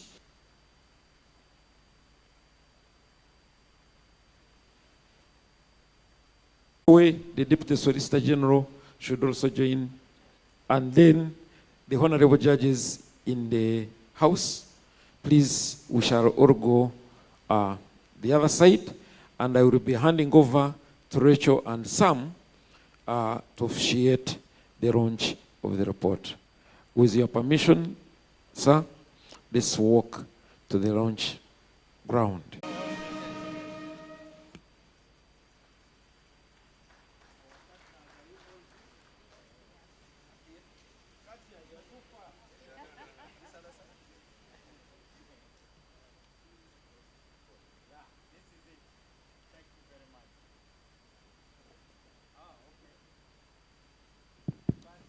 For me who is seeing, it's a wonderful gesture. Let's put our hands together again for the launch of this report.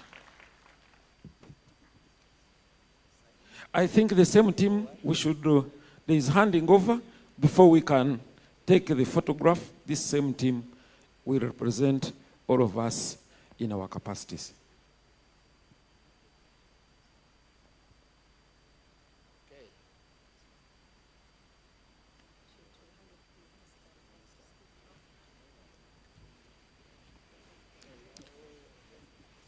All the partners need to go with the copies.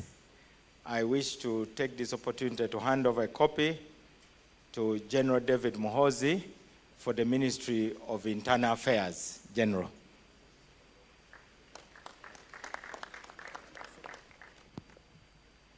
I wish to hand over this to the head of delegation of the European Union to Uganda, Ambassador Ian Sadek. I heard somebody calling you Ian. He's not Ian, he's Ian, though there is written J, but Ian, Your Excellency. Thank you very much. Honorable. You will have to make your dedication later. Yes. and to our persistent friends of Austrian Development Cooperation, Dr. Katia, here is to you. Thank you for being a reliable partner. Thank you.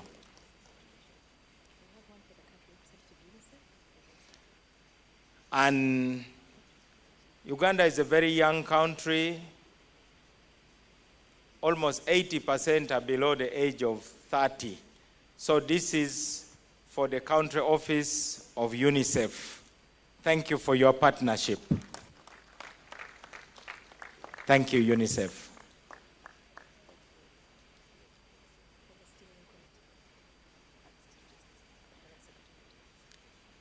And this goes to the steering committee of the Access to Justice sub-program. Permanent Secretary, please come and receive this. Oh, you are right here. Congratulations. My Permanent Secretary is by profession a geologist. So he can see things beyond, which are underground. That's it. Thank you very much. May God bless you all. Thank you very much, Honorable Minister. Before you take your seats, I want to invite us all for a group photograph, which is going to take place right here. So you don't need to move very far. And we'll be joined by various different groups attending this meeting.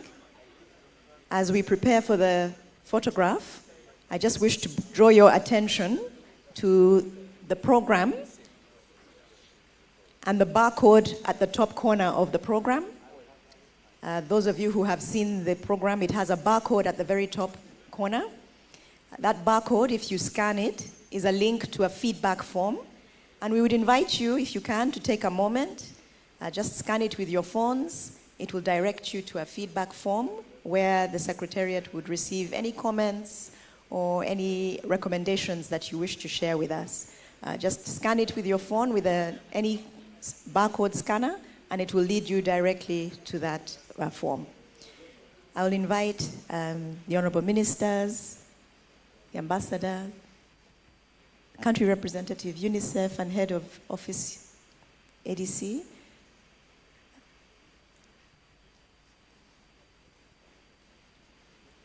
My Lords, members of the Leadership Committee,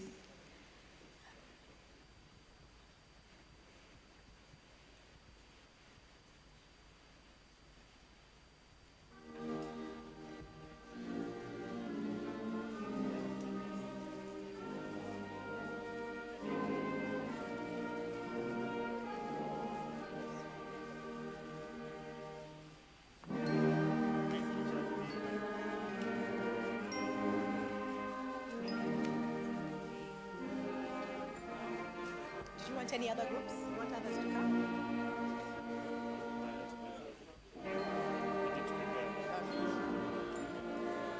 We thank you very much for being with us. We shall take a short break now. There is tea served in the lobby just outside. Please join us for a cup of tea outside.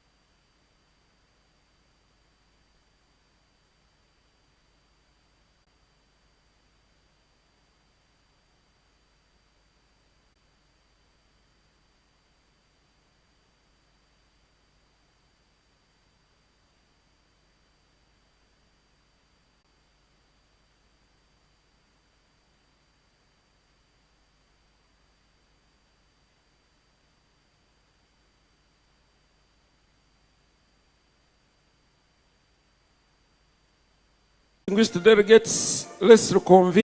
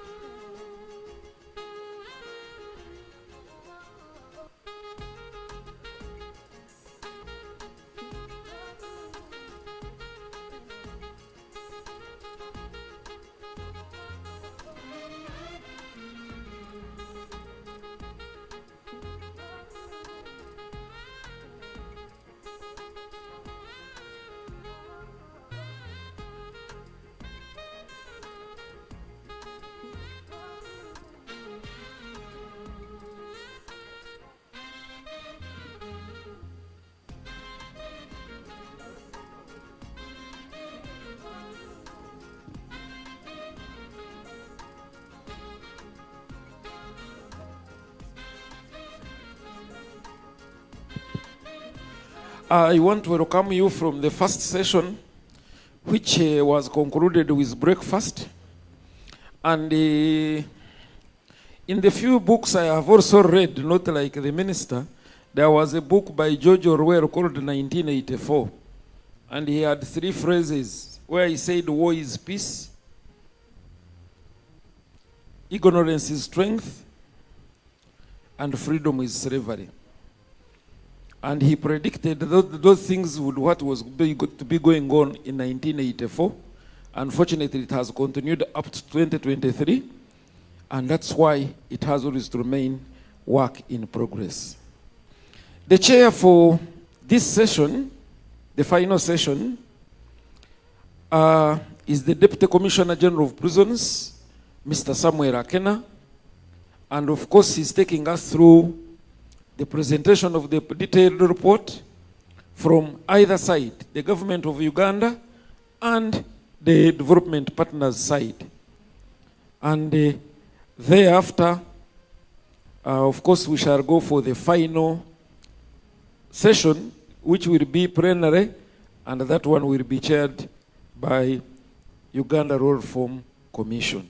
But for now, permit me to invite the chair of the session, Mr. Samuel Akena, to take your position, and you invite your team to do the needful. Thank you very much, sir.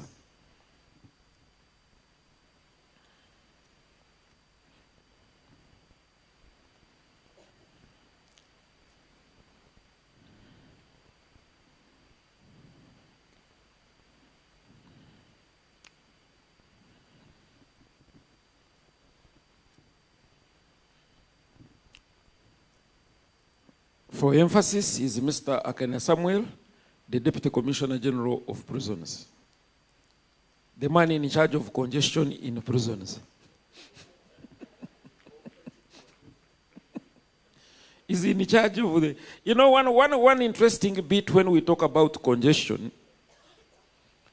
most people deal with these people for a short time and they deal much of it with papers. It is very different with us. It's like you see children and the mother in a poor family. When they are crying, the father has pretended to go to look for food, but actually could be busy drinking. But the mother has to convince the children to wait for daddy to come so that food is on the table. Sometimes even puts water on fire to give hope. And that's the life we live in prisons. Because these people are our family. They cry for us. They suffer with us. In one of the prisons in Karamoja, where I was OC Kotido, and one old man asked me, said, young man, for us here, when you kill, they charge you 60 cows. If not, the other family comes and kills in your family. Now government has changed its position. They are picking us, removing the guns, yet we know the guns are protecting us. Now, but for us, we are being punished for the things we are doing. Now, you are being punished for doing what? So to him, me being there was a what? A punishment. So we also get punished as prison officers when the congestion is piling. That's the message I'm trying to communicate. Over to the chair of the session, sir.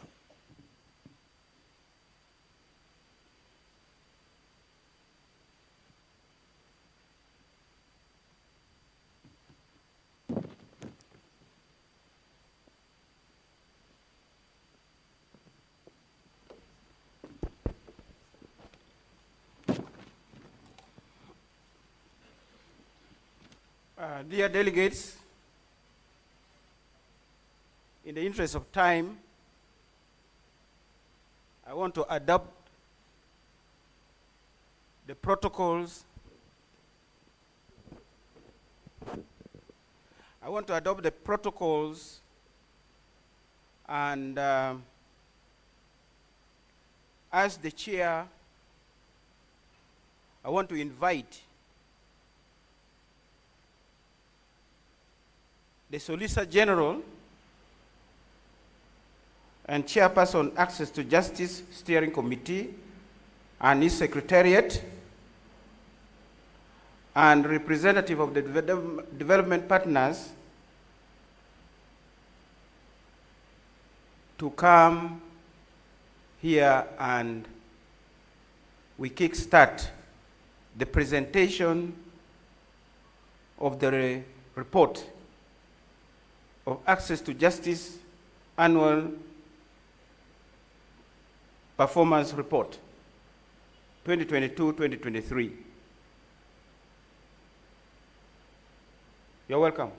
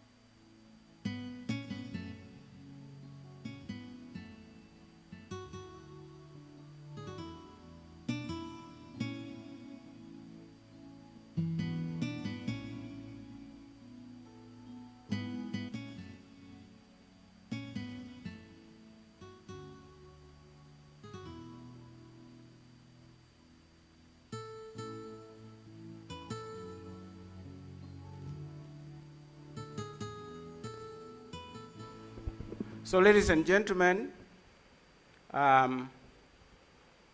are fully formed, and at this point in time, it's my single honor and of the Solicitor General, who is the chairperson of Access to Justice sub-program, with the Secretariat to give us the presentation.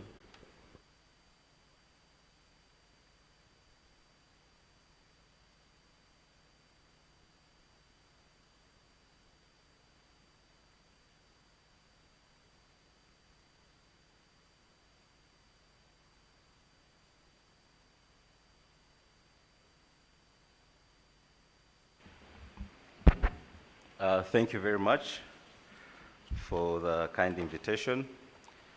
I bring you apologies of the learned Solicitor General, who is away on official duties, to present on his behalf.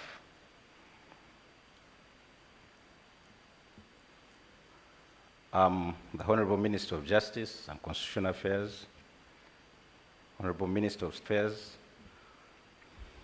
my lords, justices and judges of the courts of judicature,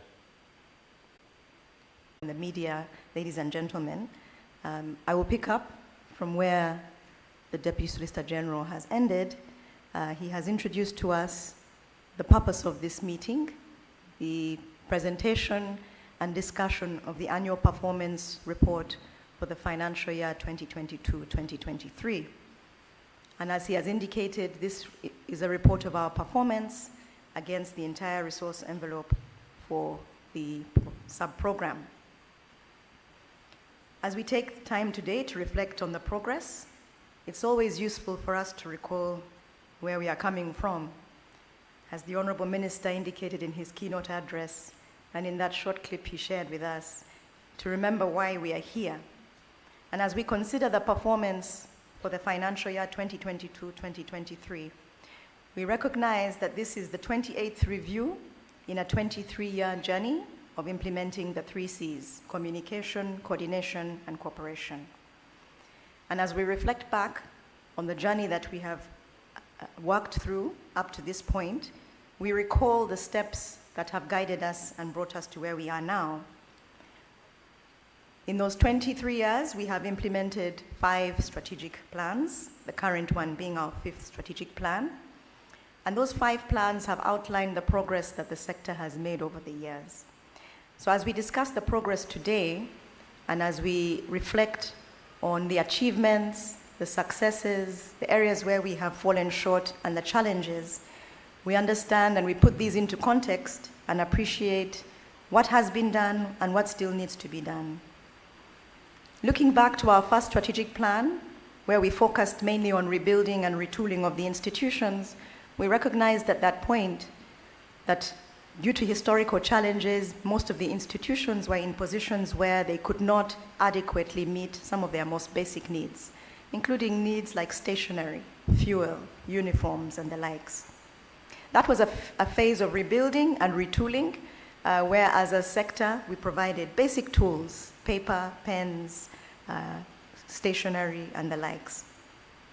It was also a process of stabilization and allowing these institutions to become more grounded in the rule of law and good governance. It is at this point that we developed the chain-linked initiative that was also spoken about earlier today, and which is the foundation of the 3 C's and the structure for cooperation and coordination within the program, within the sub-program. The focus then was on criminal justice and commercial justice.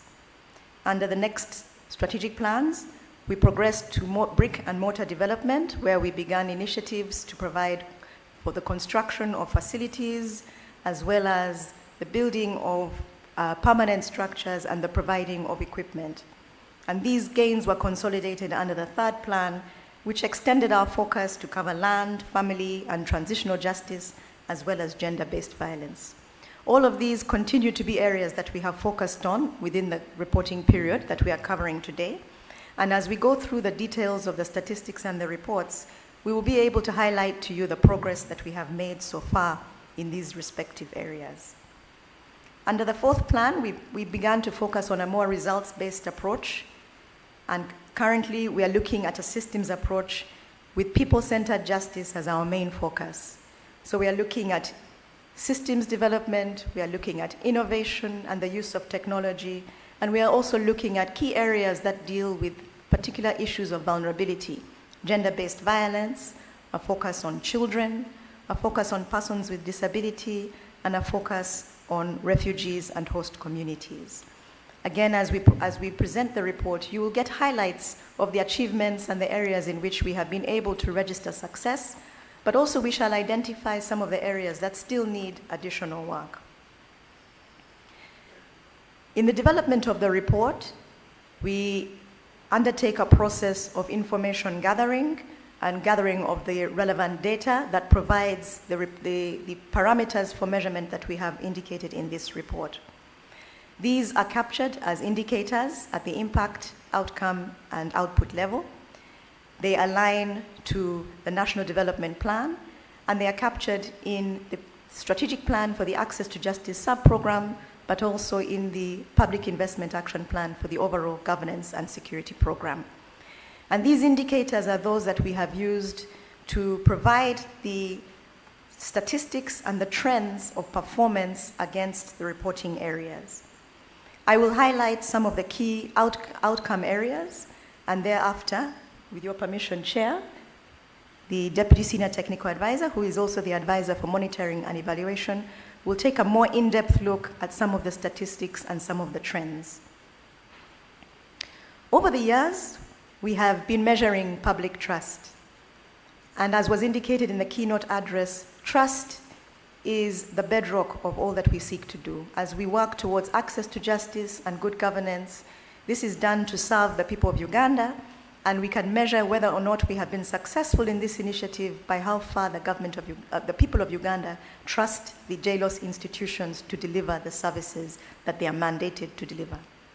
We can report that public trust in our institutions now stands at 69%. This data is drawn from the SEMA program. The SEMA program is a program we initiated across 50 service points. They have established customer service feedback tools as well as monitoring framework in which they are able to assess comments from walk-in guests. And at these different stations, which include police stations, immigration points, and courts, they are able to assess the satisfaction and the trust of the public in the services that are being rendered at those points.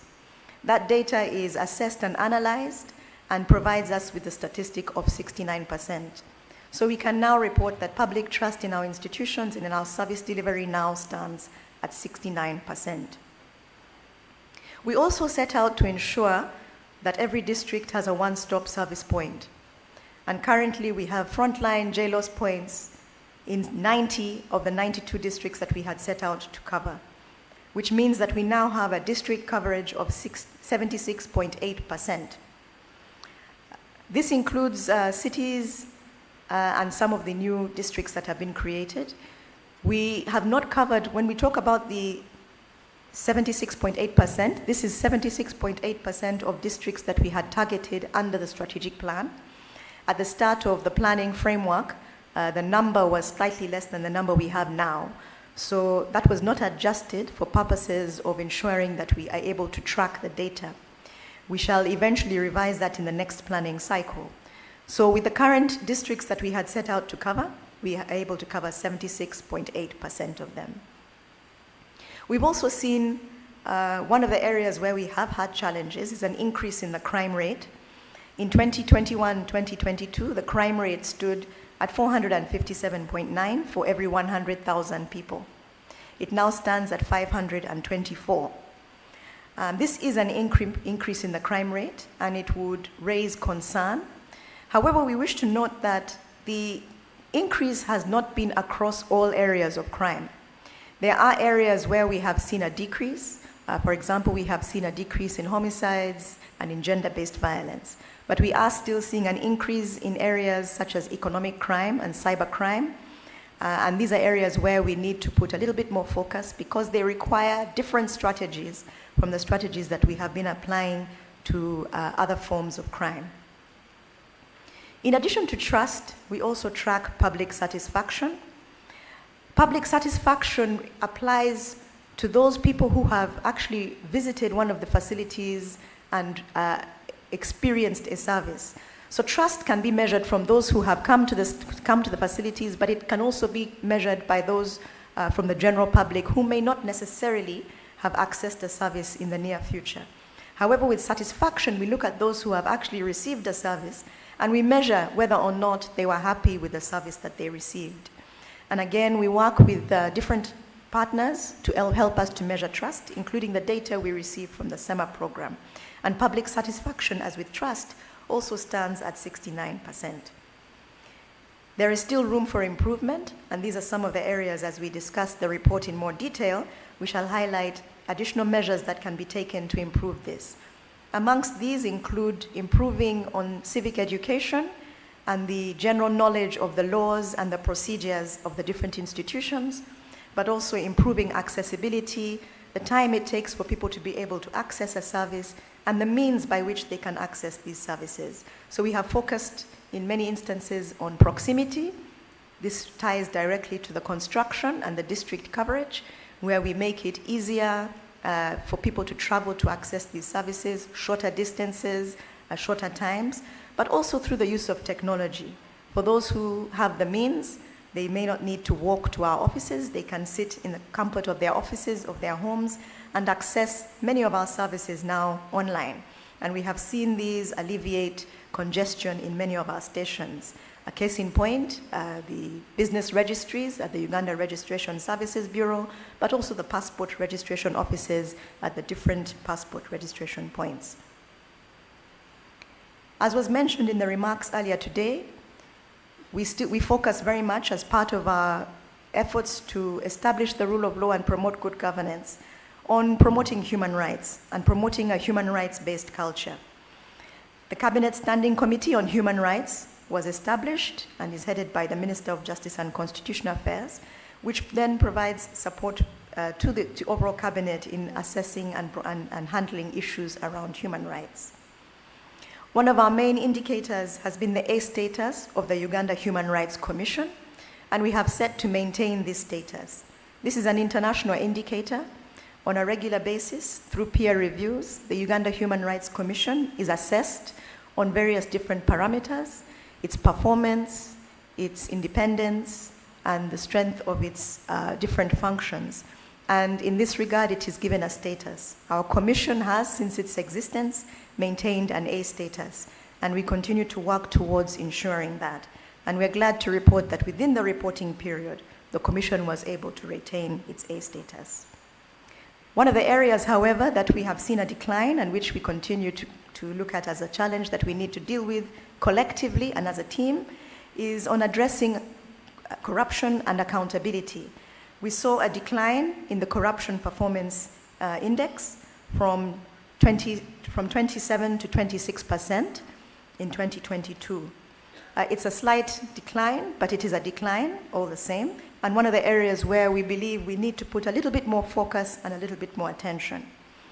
As the Justice, Law and Order Services institutions under the Access to Justice sub-program, we work together with our colleagues in the other governance and security programs, sub-programs, particularly the accountability sub-program, to address various different aspects and various different strategies towards addressing corruption. This includes efforts towards implementing the zero tolerance to corruption policy, but also specifically as Access to Justice institutions on our three key strategies: prevention, detection, and punishment of corruption. And as we'll see in our statistics, we rely very heavily on the prosecution services, investigation services, and our sister adjudication services under the Administration of Justice program. And we have seen significant progress in the addressing of corruption cases that are brought before the court. However, we need to continue to address this vice if we are able to see greater gains and better service delivery across the country. I will then, with your permission, Chair, request that my colleague Sam now takes us through a very detailed presentation. It will be detailed, but in the interest of time, I'll ask that he doesn't make it long so that we can make up for the time that we have lost. It will give us an opportunity to get an insight into more of the statistics and then open it up for further discussion at a later point. I thank you all very much, and with your permission, Chair.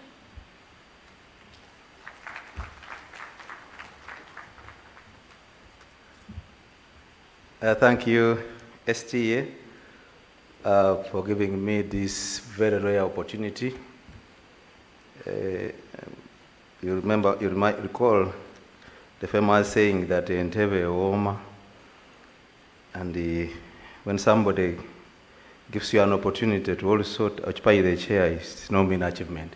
I want to also, through each chair, recognize the protocol, as Eble said, and say, remind ourselves that it's now about 23 years of the existence of this particular sector. I know as government adopted the program-based approach, people were saying that the sectors are no more, but you cannot wish them away because though they may not be the avenues for planning, they actually remain because they bring together institutions that have closely linked mandates to deliver on a particular subject matter. Chair, at this point in time, all participants will believe with me that is 23 years you should not be talking about progress. We should be talking about performance. 23 years we should not be talking about problems. We should be talking about the challenges we have faced in the delivery of this particular benchmarks and the commitments we have made to the people of Uganda. That we shouldn't be talking about hurdles, but rather about the milestones and how we are progressively moving to the levels that we would want to achieve as a program and as a sector. It is very interesting, Chair, to note that everything has been cut out.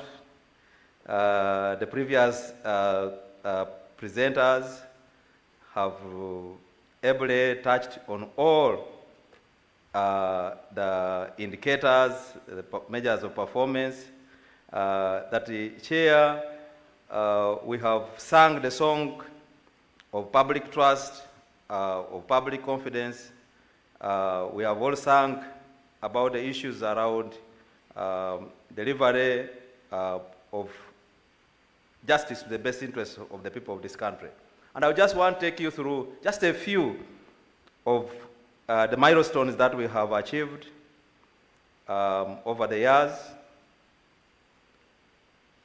One aspect that we have been talking about, Chair, was backlog, case backlog. And it became a song. We actually had a case backlog project that started sometime back around 2006.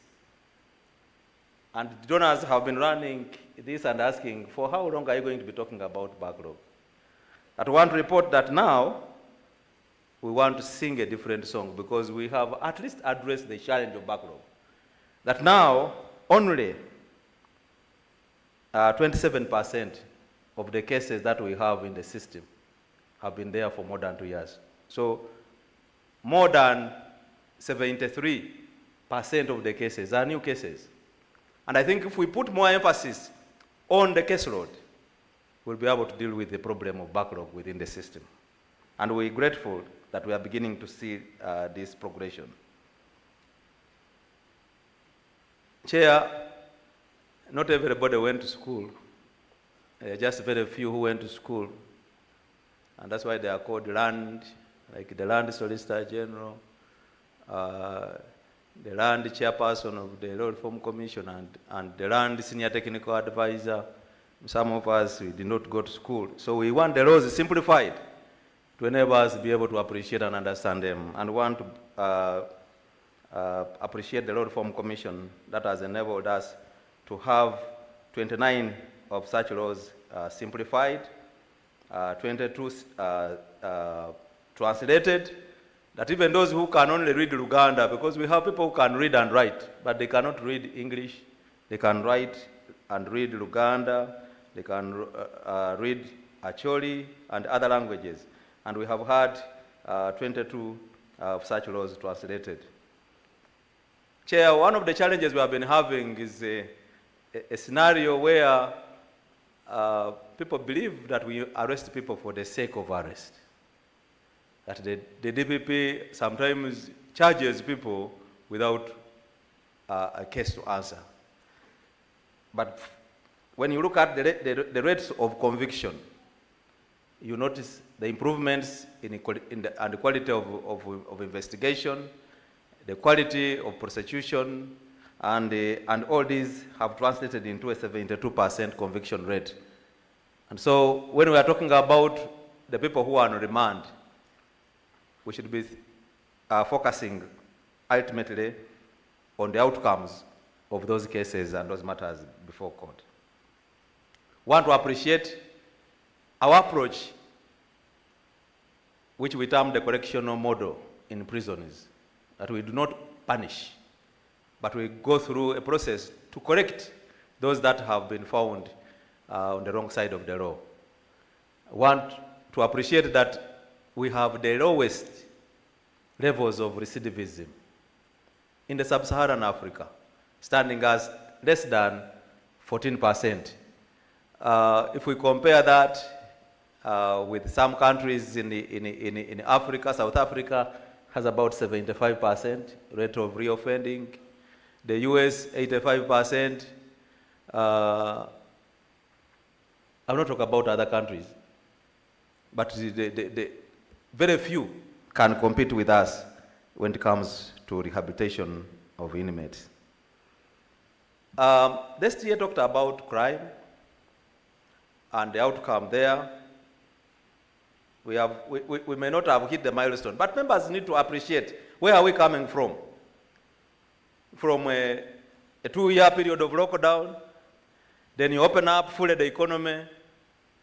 Definitely people will find their kiosks somebody has stolen something. You know, there is the excitement when you have finally been set free. And we have also been able to expand and open up new centers across the country. So you appreciate that many more people are reporting. And we believe that going forward, with the approaches we are adopting in terms of community policing and others, this is going to drastically reduce. Infrastructure is important. The STA talked about brick and mortar reforms especially under the SIP2, the Sector Strategic Plan 2, which concentrated on brick and mortar. But we have not yet reached where we want to be. Initially, when we started the brick and mortar reforms, we tried to put up a house for an institution. So you went to Mbarara and you put up a police station, then you established a DPP center 4 kilometers away and all this. So there was no synergy in these institutions. But learning from our previous experiences, we have realized that we need to be located together and also ensure that the institutional infrastructure we're putting up addresses the basic interests of the people that we serve. Here in the reporting period, every put, we are struggling to make sure that we have enough resources. I moved away from the rent element. Imagine we are spending 30 billion shillings on rent per year. If you look at the institutions that are in here, 30 billion shillings in rent is what we are donating. It's okay to donate to the private sector, but it's not sustainable because we also don't have. And so we believe that with the Jlos house now at 60% completion and or more, we know that soon the money that Law Reform Commission has been spending in rent, what Ministry of Justice has been spending in rent, the Human Rights Commission, I know it is a challenging that the Human Rights Commission was evicted from its building. And now the chairperson has to sit in a Kafunda, in a regional center to perform their functions. And the DPP and so is the prisons. I know Parliament has been asking you, when are you going to shift and move?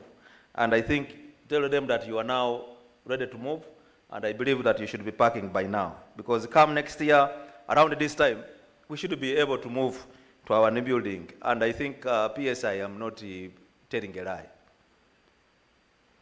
lie. Chair, we have also addressed the issue of the plight of refugees and ensuring that the justice needs of refugees are closely met, and we appreciate the support we have got from the European Union specifically to address this issue of infrastructure for refugees, and especially addressing their needs. The Honourable Minister talked about legal aid and efforts that are ongoing in ensuring that we address the demands of and the interests of the people of this country in addressing legal challenges.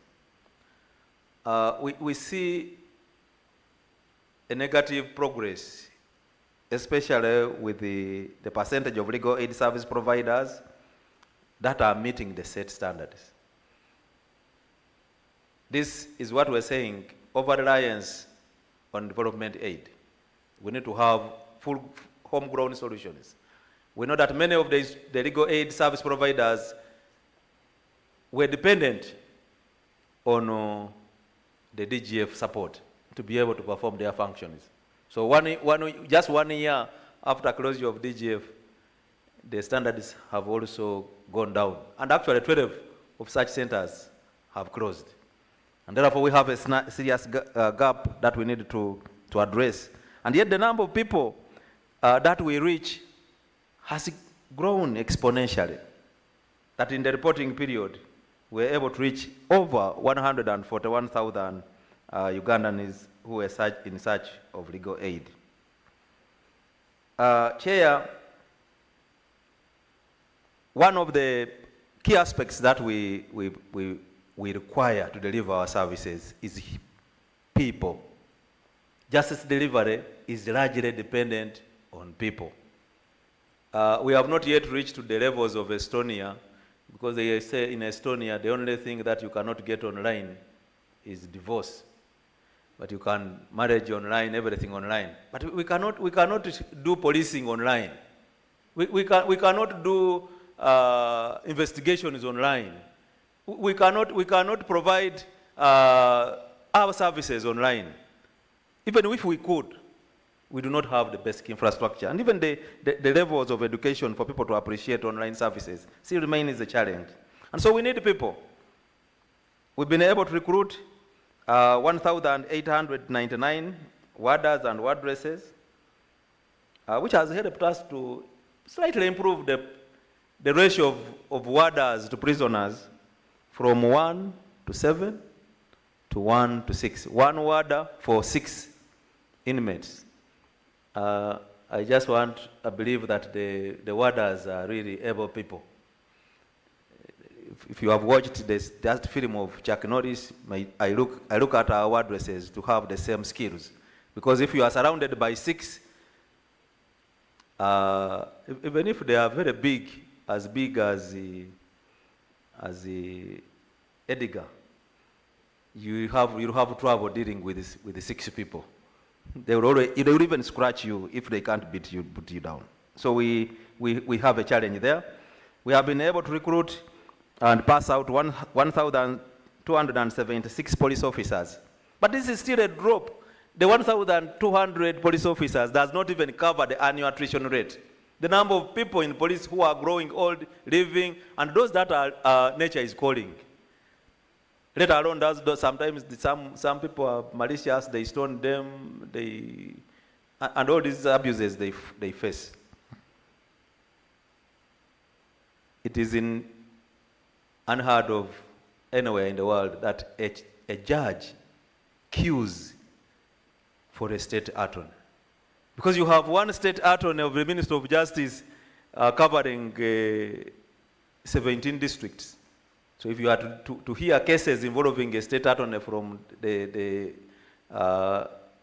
Attorney General's chambers, you have to make an application as a judicial officer. Please make sure you are here. And then the state attorney will tell you, on that day I'm not around, so put off all my cases because I'm not there. And so when we talk about equalization and making sure that every institution is provided for to make things work out in the justice system, we are making an honest observation. It's not that people are uncomfortable with the growth in numbers, in salaries, and others in the judiciary, but we are saying, can we look at this as a chain? And a process that involves several other players, and we all need to move in the same direction. Today, I know the judiciary has opened up, in some cases at sub-county level. But the other institutions remain at district level, and some others I know, for DPP, you have one state attorney, is the same state attorney for Bundibujo, for Ntoroko, for Poto and other places. And this is a serious matter that we need to deal with.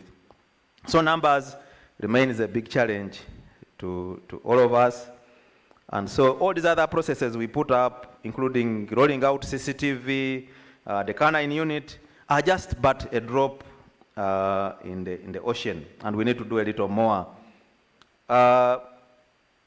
Because of the opening up of the economy, you see we have the challenge of human trafficking. The traffickers had sort of gone underground. Now we open up, the airports are open, the borders are open. We saw a huge surge in the number, or spike in the number of Ugandans that are being trafficked. From 125 in 2016 to 1,200 in 2022 alone. And so we need to do a little more and address some of these challenges. We know we have a transitional justice policy and working to ensure that it is fully implemented, and processes are underway to ensure that we have a transitional justice law to implement the policy. We want to appreciate the institutions that are working in this, the Ministry of Internal Affairs, the Uganda Law Reform Commission, and others, Ministry of Justice, that are making sure that this particular policy is fully implemented. But you know, many Ugandans had gone to Congo, Garamba, and all these other places, and we continue to entice them to come back home and resettle. And that's why we continuously ensure that the Human Rights Commission, the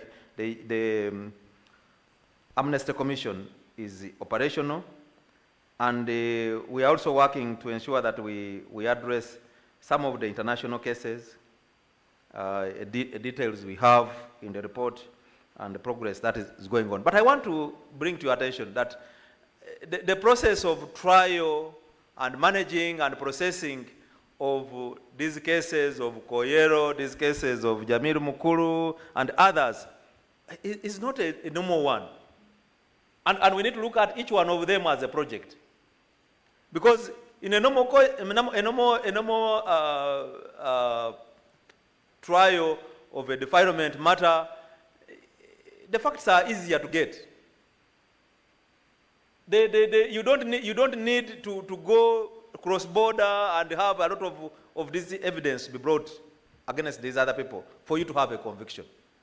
But for these ones, we have adopted an international system, related a UN-like system to try these cases. And we are using, what I would say, you have a field, you want to cultivate 30 acres, and you are using a hand hoe. So we have gone to dig using a knife, and we believe we shall be able to have acres and mileage on this one. So my prayer to all of us is that we need to look at some of these cases, these international cases, as projects in themselves, because they are learning experiences for us, but they also enable us to appreciate what we need to do as an institution. And so somebody will ask, what is all about this Koyero case which has taken ages to try? Any small mistake we make, we lose out. So we have to go all the way and exhaust all these processes.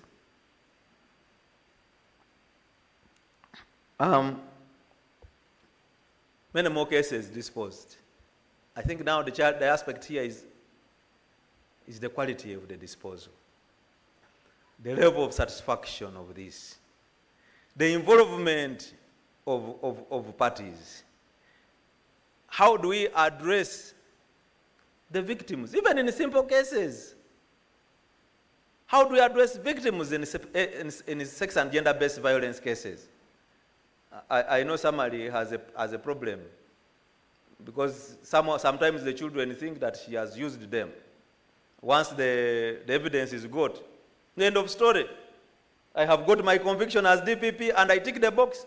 I got a conviction. But what about this victim? Where is the victim?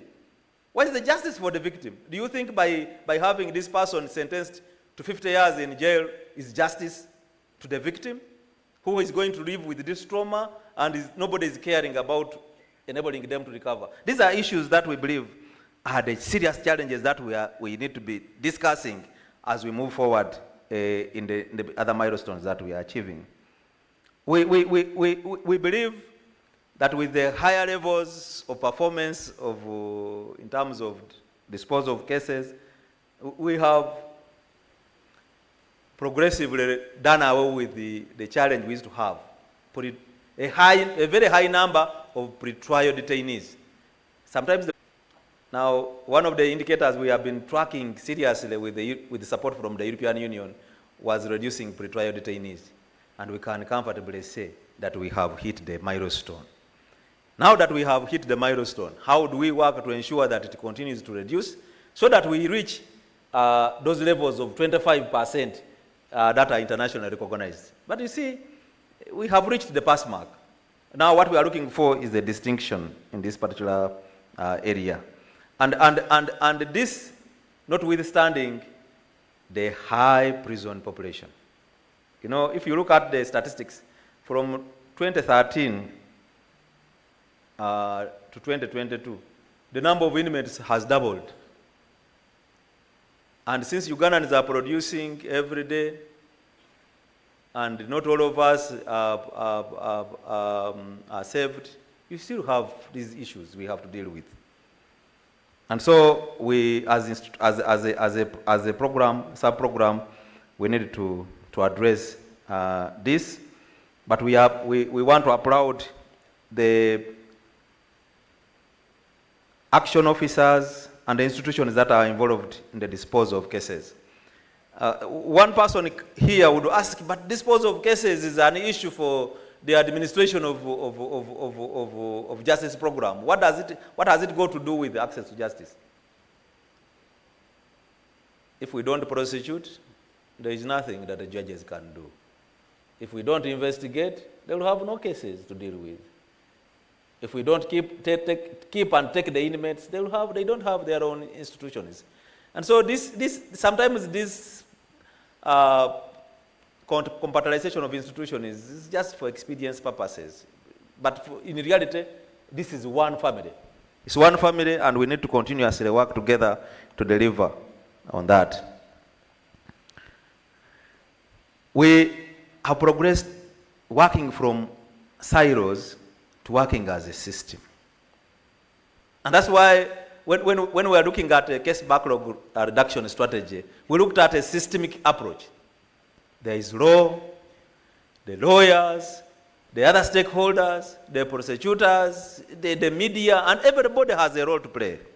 And so we want to build this and continue to progress and ensure that there is effective delivery of these processes, even in the fight against crime and other processes. ST has talked about automation. I think we now have more automated processes. We want to appreciate that even those BBC people have adopted the .com era. We now see more people appreciating the online services and also the processes. And we appreciate the e-visa and all these other processes. Just as a comment from those who travel, we are still testing the machines at Entebbe to ensure that you can have that seamless login when you are coming back. We are still under testing, and I think the testing this year is C.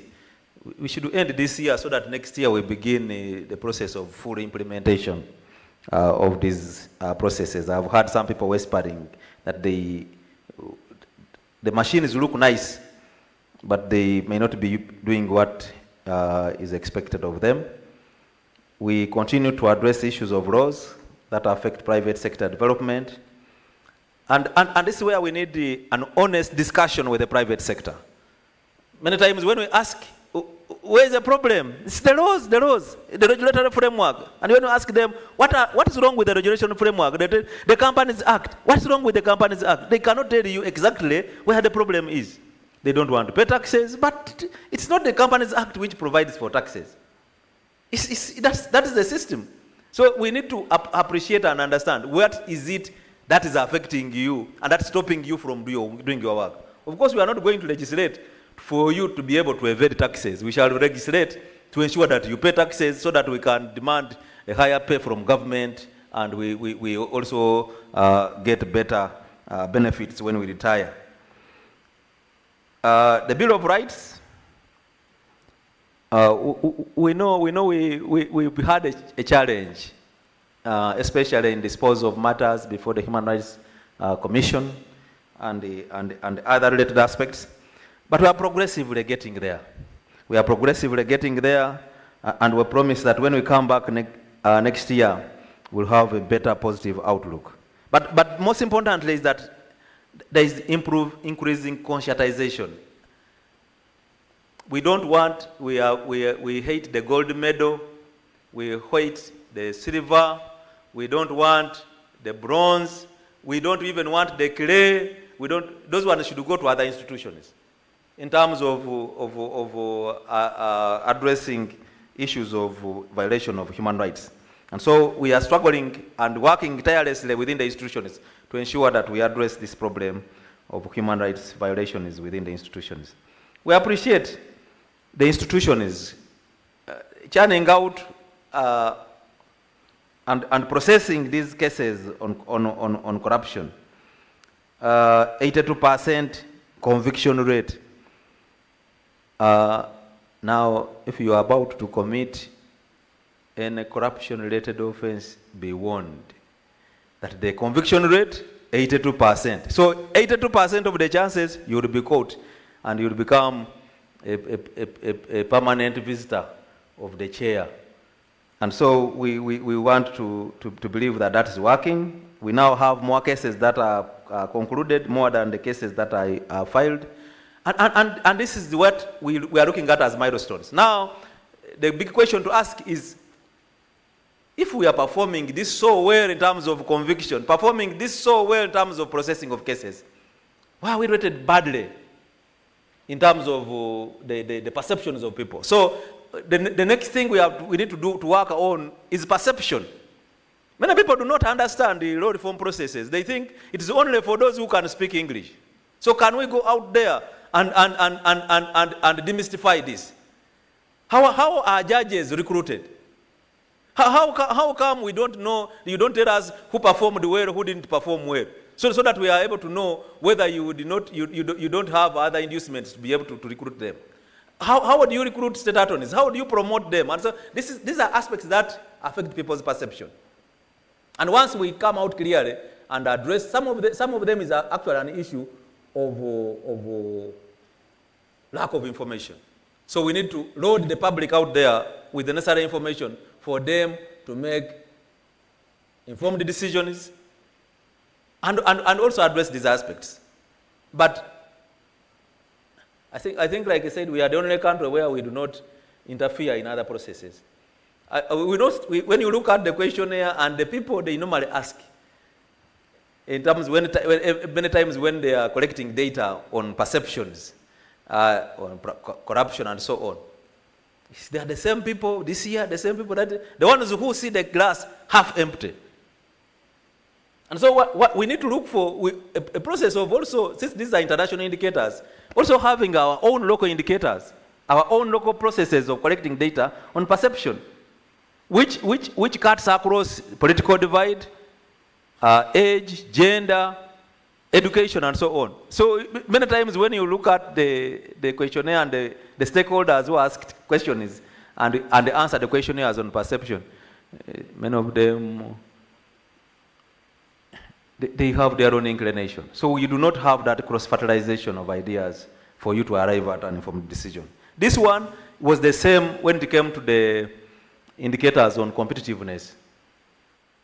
And when we raised the flag, the World Bank pulled down this particular indicator until they are able to come up with the clear measures of performance. So we just want to encourage IGG and others to come up with our own measures on perception and collect this data independently so that we can be able to compare the international with the local-based performance indicators. For the money, as I conclude,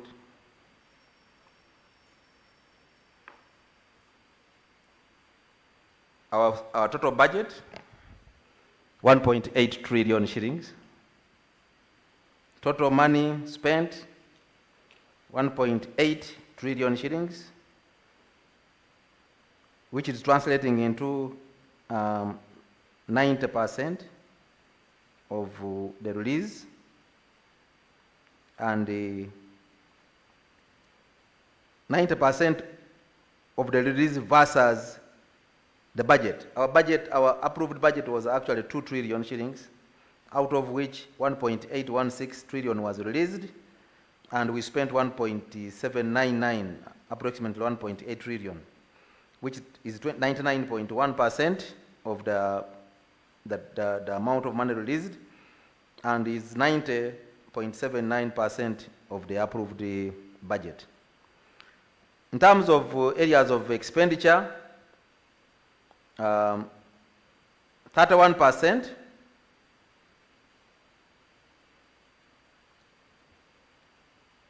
of our resources went towards outcome 2,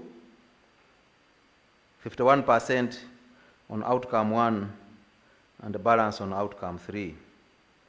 We want to appreciate the support from the development partners, Austria, budget support of 2 million euros, the European Union under the SPRING project, 10 billion. This is a 3-year project, and we still have 50% of this resource waiting to be released. We want to encourage institutions, don't delay implementation, because this particular resource has a time limitation. Beyond December 2024, any amount that is not spent cannot be spent, and you cannot reprogram. You cannot even think of a no-cost extension. So, Uganda Human Rights Commission, Uganda Police Force, Uganda Prison Service, the Minister of Internal Affairs, be aware. Let's work to deliver on these promises in the interest of the other people who are coming here because they cannot stay peacefully in their countries, but also for the good of the communities where these are staying.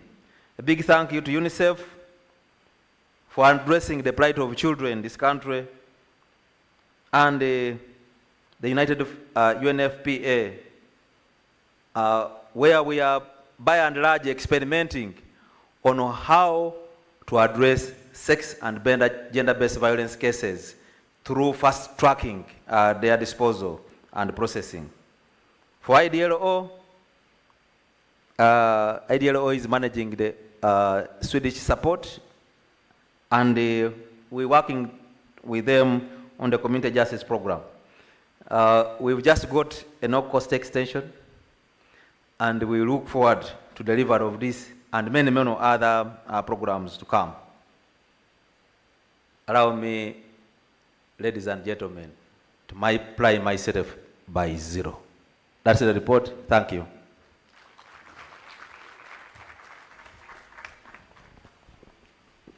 Thank you very much, Secretariat,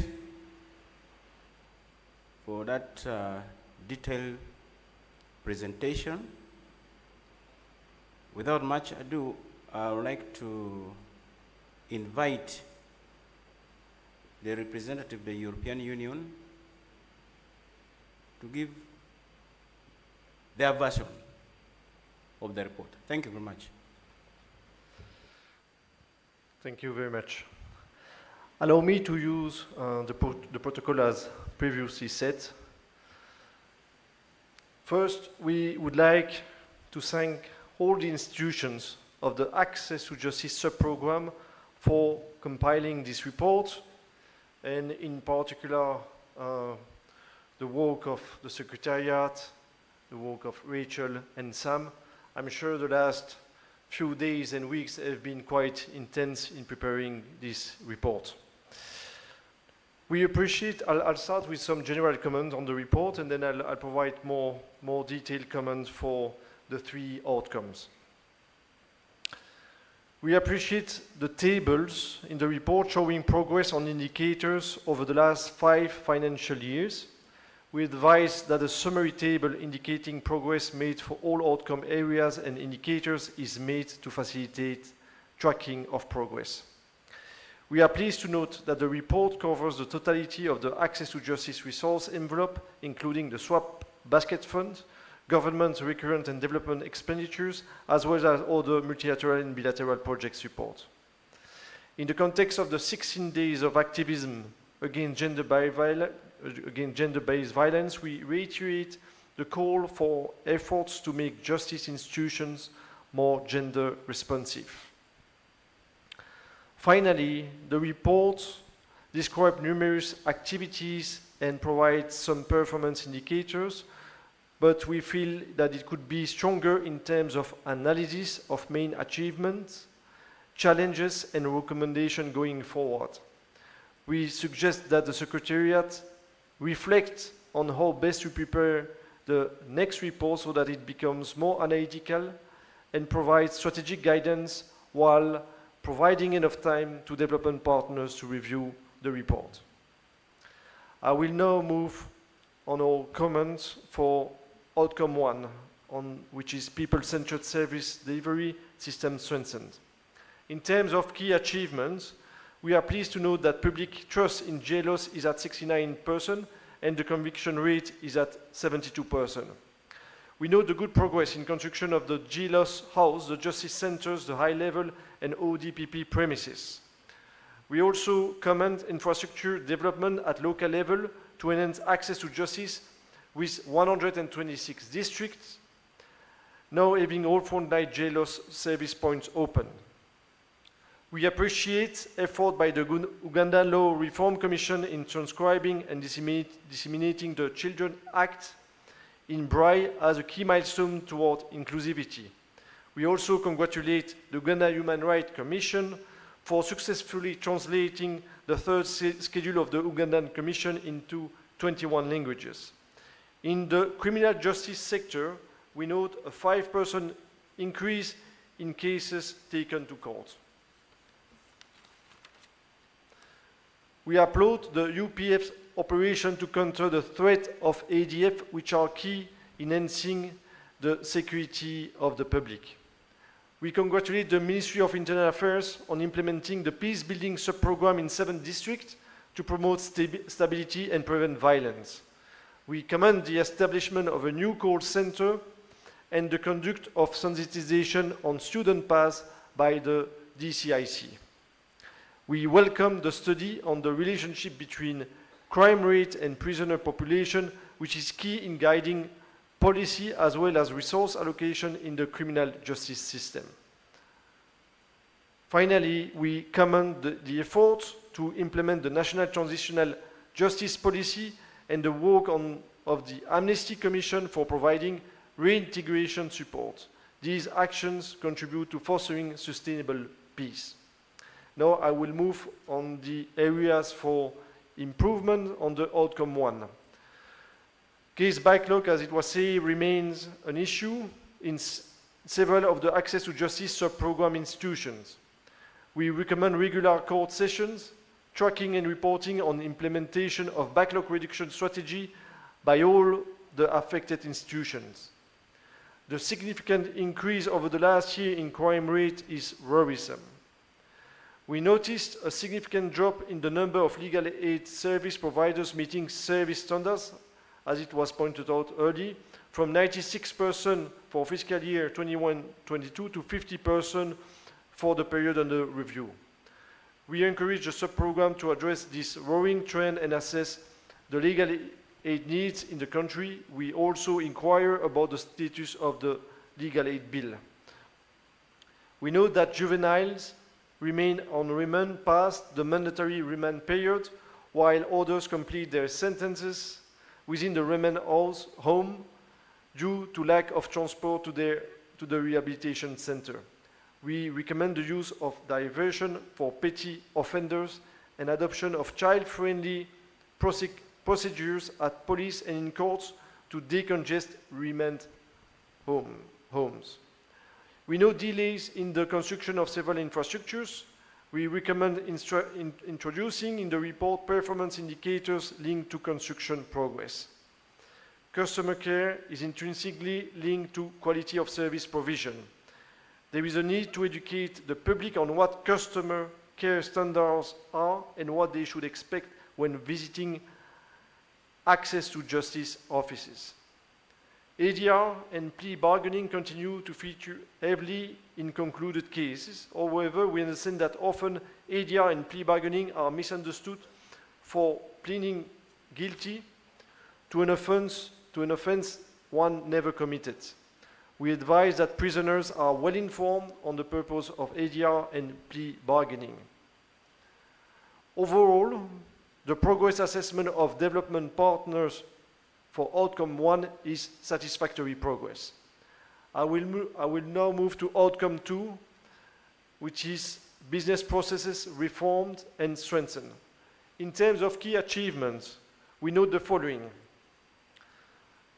Progress from last year in terms of disposal rate of cases at 64% and percentage of district with one-stop frontline service points at 84%. We note progress in automation and digitalization in the sector, which will improve service delivery, efficiency, case management, and accountability. We encourage the sector to pursue the effort in this area. In the criminal justice chain, we note an increase of cases taken to court and a reduction of cases not proceeded, signaling an improved performance of cases reported to the police. We commend the launch of the ODPP Virtual Academy, which will support capacity building of prosecutors, and commend ODPP's collaboration with the police. We note the efforts by the UPS to promote access to justice for prisoners and reduce the proportion of remand prisoners to below half of the total population of prisoners. We commend the significant growth in registration by URSB of business entities. We note efforts by the government Analytical Laboratory to implement its case backlog reduction strategy, achieving a 68% reduction in case backlog. We also noted significant disposal of cases across several institutions.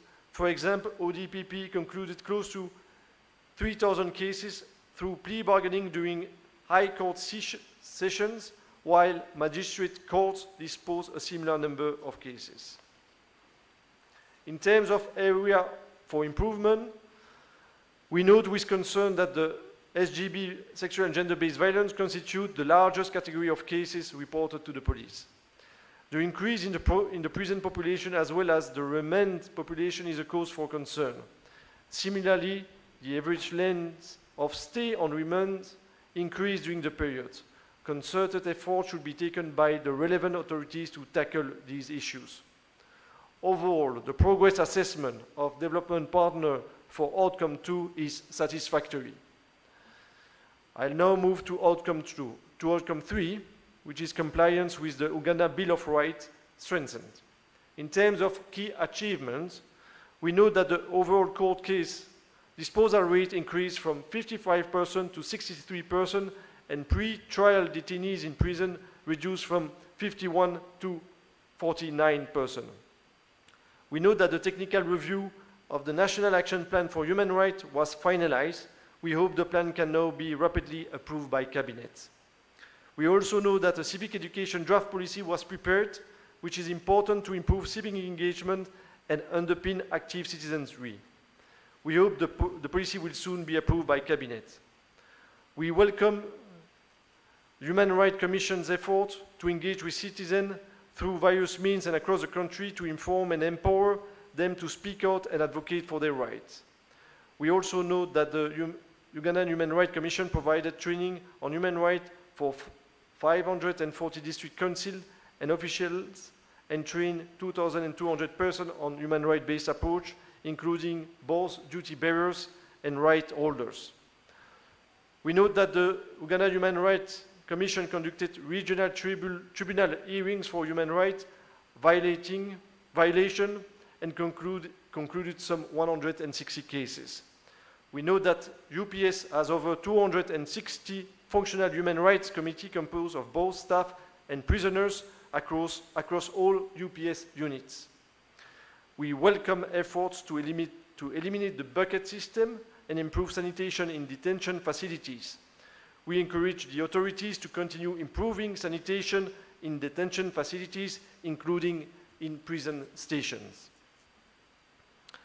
Finally, we note that a Cabinet Standing Committee on Human Rights was established. We would be interested in learning more about its role and impact so far. Now, moving to the areas for improvement, in terms of outcome indicators, none of the targets were met, with a particular low achievement for the proportion of human rights recommendations implemented and the disposal rate of human rights cases. Despite some increase in prison occupancy capacity and good performance in terms of community service orders, prison congestion at 374% remains a major issue. We note that disposal of cases by the Ugandan Human Rights Commission was low because the Commission was not fully constituted, and therefore the tribunal session could not be constituted. About 1,000 complaints of human rights violation were registered against police personnel. We note a very low clearance rate for human rights violation complaints against police personnel, and we encourage reinforced inspection to assess compliance with human rights standards in police stations. Although the directives by the principal judge is a positive step, the handling of cases of persons detained pending the minister's orders remains an issue. We recommend that a conclusive solution is provided. The report also indicates that the UPF has improved observance of the 48-hour rule in detention of suspects, but 42% of suspects are still held for more than 2 days. While we know the good performance of the ODPP in handling corruption cases, including cases involving senior government officials, Uganda continues to score poorly under the Transparency International Corruption Perception Index. Overall, the progress assessment of Development Partner for Outcome 3 is limited progress registered. Now moving to the financial report, we note the good overall absorption of the funds received, but also a relatively low wage absorption for the Ministry of Justice. Thank you very much for your attention.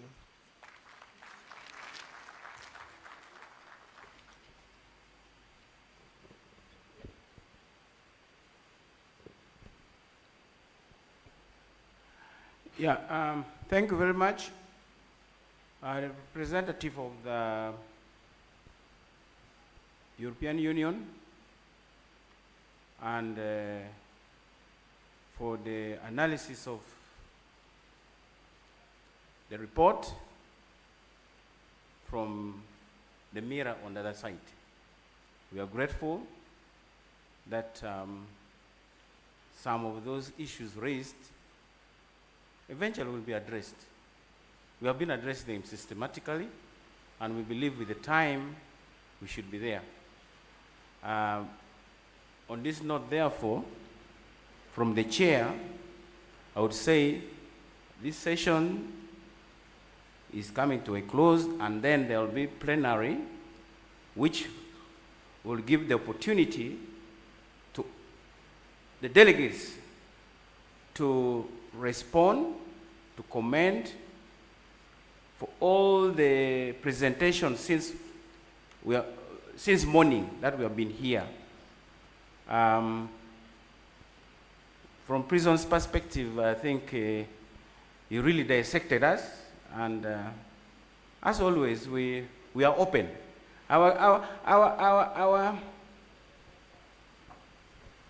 Ours is an open door policy, but doesn't mean that our gate is open. I think that's the summary. That is the summary. But anyway, thank you very much, ladies and gentlemen, for your attention, and the presenters deserve serious clap, because really they have given us what to do. Thank you very much.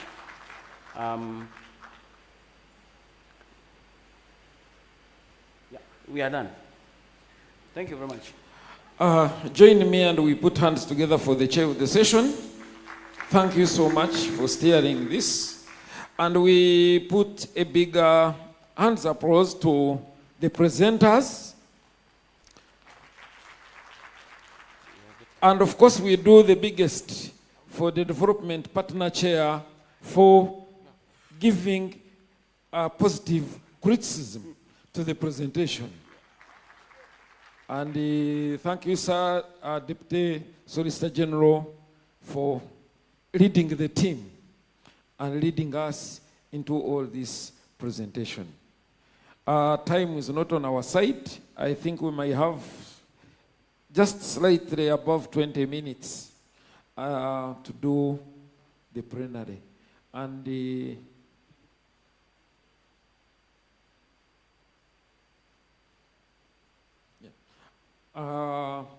let me invite the chair, Rule Reform Commission, to come and take us through this. But like I have said, we have to be here by 2 p.m.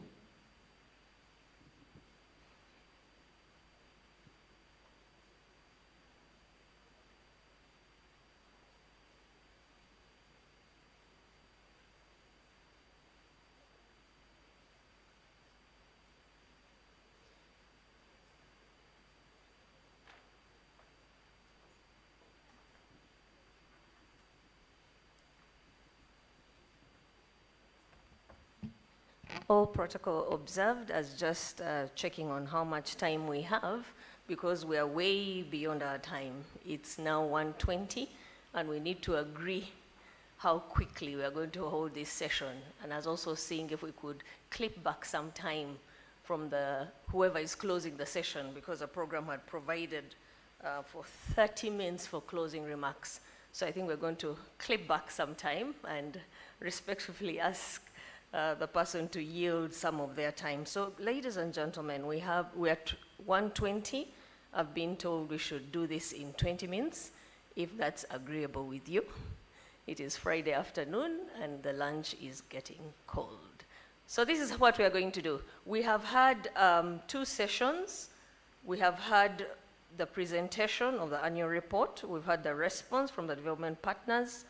We listened to a long but interesting keynote address, and you have been sitting all this time and listening. It's time for you to participate. My name is Pamela Tibihikira Kalyegira, chairperson of the Uganda Law Reform Commission, and we're happy to be given this opportunity to participate.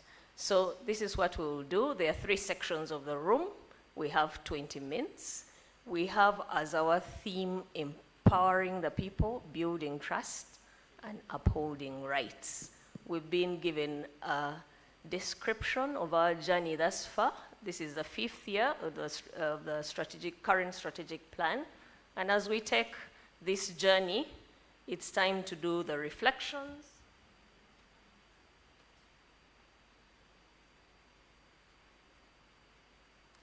Okay, brilliant.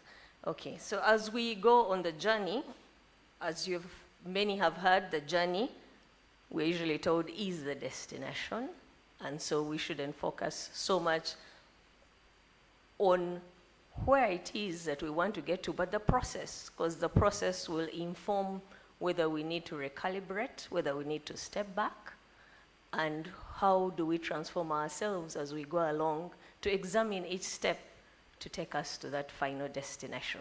So ladies and gentlemen, I now invite the first 5 interventions, comments on what you heard, suggestions, not speeches. I will stop the speeches. I'm very, very disciplined about that sort of thing. So I already see some hands have gone up. I see Mrs. Sekaja. For some people in the back, I may not be able to see you, but I mean to recognize who the hand belongs to, but I will just say the person in the 3rd row or the 4th row. Please accept that. So, Ms. Sekaja, 1 second. There's a gentleman right at the back there, and you'll introduce yourself, your institution, and then you make your intervention. Yes, there's a gentleman over here. You'll be the 4th. Was that? No, 3rd. 4th over here, there's a lady. I'm waiting for the 5th hand. Or are people hungry?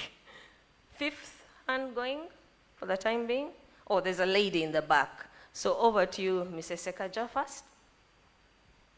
Thank you very much. My name is Margaret Sekaja from the Executive Director, Human Rights Center, Uganda. Just quick questions. Yes. Okay, thank you very much. Good afternoon all. My name is Asima Bridget.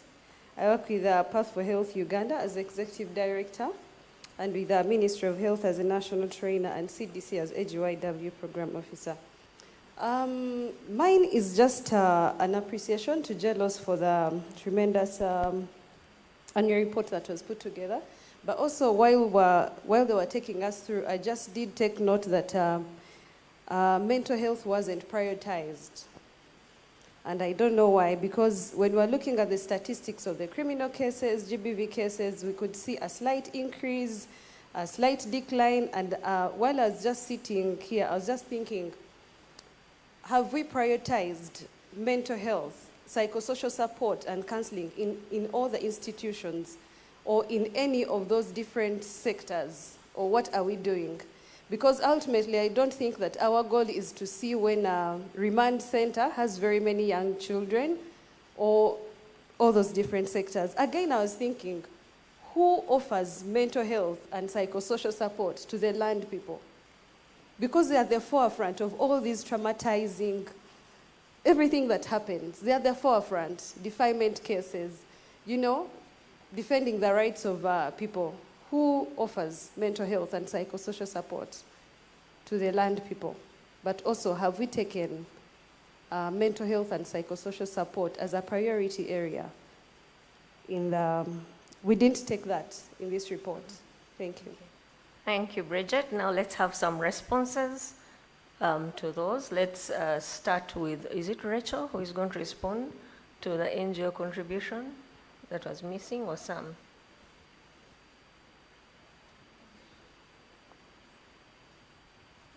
Thank you, Chair. Just to mention that the contribution of NGO partners is integrated into many of our programs.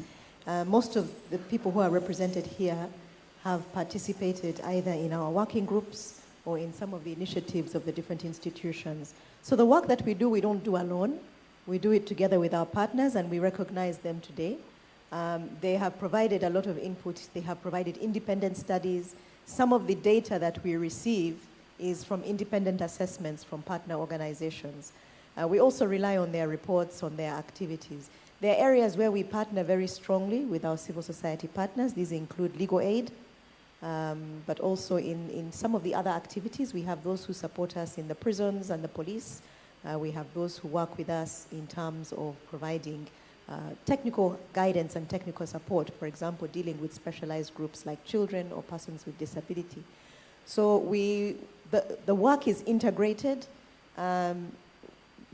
Maybe we need to provide some way of acknowledgement similar to what we do with the development partners, but the work is very much integrated.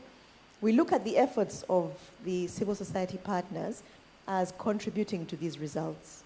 So when we report that result, it's not just, it's work that we have done as institutions, but it also includes the partnerships and the collaborations that we have with our civil society partners. I think many of the other areas... There's also another one on mental health not being reflected in the report. So with mental health, I think there are two aspects to this. There's the issues that were raised by our colleague from Nudipu, and issues about how we deal with the mental health issues of the people we work with, our clients. How do we provide psychosocial support to children, to people interfacing with the justice system, and how do we address their needs? We've integrated this into many of our initiatives. For example, when we're dealing with sexual and gender-based violence, we've tried to provide, when it comes to children, we have provided them with safe spaces, special spaces for children, but also the psychosocial support through some of our institutions, like the probation officers, and where we can, with other partner organizations. We do recognize that this is still an area where there's a lot more that needs to be done. One of the concepts that we are looking at is a one-stop service point, a one-stop shelter that provides not only the legal support, but also shelter for those who need it in terms of crisis, particularly victims of domestic violence or sexual and gender-based violence. And within that context, they can then also receive medical treatment, but also psychosocial treatment where they need it. So we have built it in. When we look at the transitional justice program, for example, a lot of the reparation that we're talking about is the psychosocial support as part of the rehabilitation. we also look at it in terms of the rehabilitation of offenders. I think the area where we have a challenge, where we still haven't done enough, is psychosocial support for our own personnel. I was just whispering to the prosecutor behind who supports her, because she supports the children, she supports the women, but I asked who supports her. And that's an area where I think we need to have a further discussion and see what we can do to support our own people. The work that we do is under very difficult circumstances. The public doesn't always appreciate, so we deal with that type of pressure. As we mentioned earlier, numbers are not as high as they should be, so the workload is heavy. But the nature of the work as well can also be very traumatic, whether you're a judicial officer, whether you're a prosecutor, or even an investigator. And so I think that's an area where we'll take note of this and see how we can work a bit more. Okay. I think the others, the institutions are here. Yes, they they're can directed to the institutions. they can Thank speak you very much, directly. Rachel. I will give the Deputy Solicitor General time to get the facts on the status of the Transitional Justice Bill, witness protection, and ministerial orders in cases of mental health, because I think you will be the one to give us those answers. I don't know if you're ready. If you're good, fine. Thank you, Chairperson. I think for those bills, all of them, there's a reform process that's ongoing. And I think principles have been developed as far as those bills are concerned, and they're under consideration. So there's work going on, including the question on ministerial orders. On legal aid, I think the Honorable Minister mentioned something about that. As we are aware, the bill is before Parliament, it's before the committee, and I'm sure the legislative process is ongoing as far as that is concerned. Thank you. I see you're seated next to our Assistant Commissioner for Law Reform, and I'm sure we did some work on the derogatory language on idiots and imbeciles, penal code. How far are we going on amendments of penal code? But perhaps first tell us what was in terms of the report, and then we have a status from the DCJ again. Okay. Thank you, Madam Chair. With regard to the penal code, it feeds into what the Deputy Solicitor General has said. Principles have been developed for the penal code, proposals for amendment of the penal code. And the issue of derogatory language is one of those that was handled during the review process. And it has been addressed. At least all the derogatory language that is in the Penal Code Act has been seen to. Thank you. Okay, thank you very much. Now we are left with Justice Tadewa Simwe to tell us about community service. Mrs. Sekaja is wondering what progress has been made on that front to decongest prisons.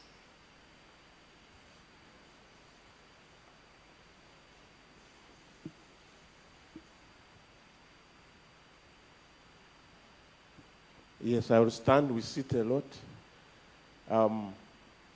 Colleagues, and I think I'm very happy that Mrs. Sekaj has brought this idea out. And I think it was something that I've thrown to our report. It is something, community services are alive and kicking. I think I need to lead a delegation to Jlos so that it is captured. I think the question is, why is it not given prominence? And I think it's being swallowed under judiciary performance. Court case rate of performances at this level. These orders are passed every minute. Actually, if there is any decision in the judiciary, which is very fast, it is community service. I'm sorry, Tadeo Asimwa, my names. I happen to be the chairperson of the National Community Service Program currently. And the community service program has grown. We have recruited, I think now, in every court, we have a community service officer at a level. Paul Kint was here, the director, community service. I think we are at 70% presence at every court. There is no single day which passes without a community service order. And I think the issue is, why is this not being captured? in the report. Why are we not reporting on it? And yet, this is something which is ongoing, and the statistics are there for everyone to see. We have actually made it a reporting area for every magistrate in this country, ranging from the chief magistrate to a magistrate grade 2. We now assess every magistrate on their performance at that level. And therefore, the chief registrar receives reports every month on how their courts are performing. And I think we are doing very well. My own assessment, the chair of the session is a member of this committee. Doctor is a member. We pass out orders every day, every minute. But the challenge is, it is just a small input to the prison congestion. A small input compared to the crime rate in this country, we have seen, Iragara has shown us, seems to be terrible. That the National Community Service Program is just a drop, but I think all we need to pray here is that let these statistics now, come next review, be picked and it is portrayed as an aspect of the judiciary performance, because it's the judiciary doing it.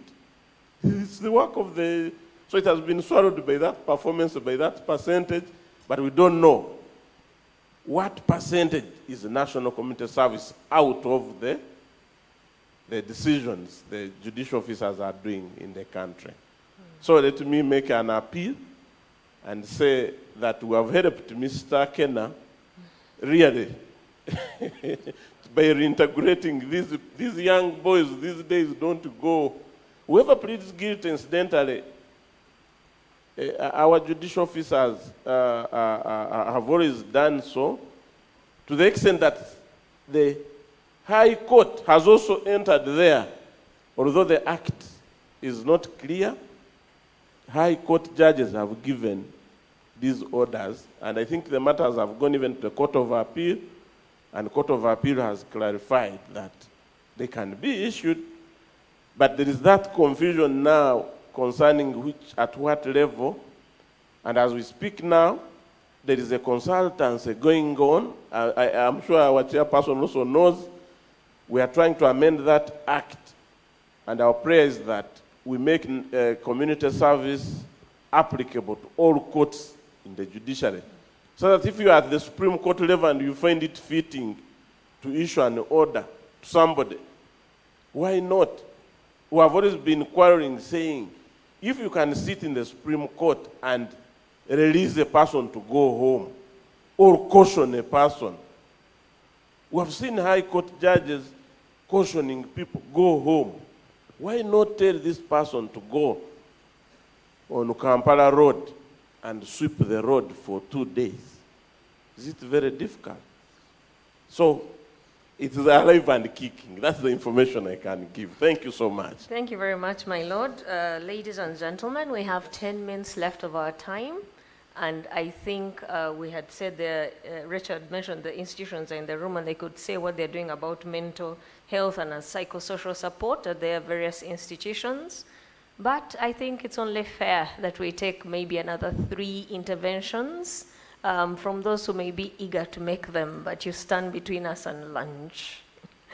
I see there's a lady who shot up her hand right away. Some wishes to give us some information, okay? So let the lady ask her question as you prepare your information. Where is the mic? Oh, you had the mic. Go ahead, let's not waste time. Thank you, Chair. Chair, the Honorable Chair of Community Service said we don't amplify the statistics. I just want to request members to refer to pages 48 up to about 53, showing the impact of community service in the decongestion of prisons. And in the reporting period, we had up to 14,595 community service orders. If these were to go to prisons, we would be having a different story. out of the people who were sentenced in the court system, this accounts to about 48% of those people who would have actually gone to prison after being found guilty. So my lord was right. It's alive and kicking. Excellent. Could we have the other intervention from the lady? Then I see a gentleman here who is so quite anxious to say something. The third column, what is happening? You're very hungry. This offer is to the third column. If there's somebody on that side who would like to make an intervention, we'll take it. Otherwise, we're happy to close. Yes. Thank you, Madam Chairperson. My name is Tracy Kansime, and I am the co-founder at Nalo Foundation, a youth-led organization championing legal awareness among young people. And I have really 3 questions that I really hope I get answers to. One, who is tracking innovation in the justice sector? I think as a sector, we could really use insights from the innovation. I think it could take us a long way, but we can't, from this report, I sort of didn't get, or I didn't see innovation captured, all the efforts about the legal justice system and those that are championing innovation in the sector. The other thing is about perceptions, and it came out strongly, but then I want to understand how as a sector we're using the media, how we are making sure that efforts directed towards the use of the media to critically address the perceptions within the justice law order sector, especially when it comes to citizens and their understanding and their appreciation of the law. Who is working to make sure the media is in this room? I could just ask how many of us are from the media sector, and we're here to critically really understand what this report is about. And so how does this information then trickle down to the last citizen? So I find that as a sector, the media is somewhere, and yet our sole responsibility is to inform, educate, as well as entertain, but I could not see that. The other one is young people. And young people, constitute 78% of this population. Are they represented in this room? Have their voices been heard? Has this report captured the role of young people in making sure we advance as a sector? And of course, for those of us that are making sure that young people are part of this system and their understanding of the law makes sure we do not have as many delinquents or as many people in jail.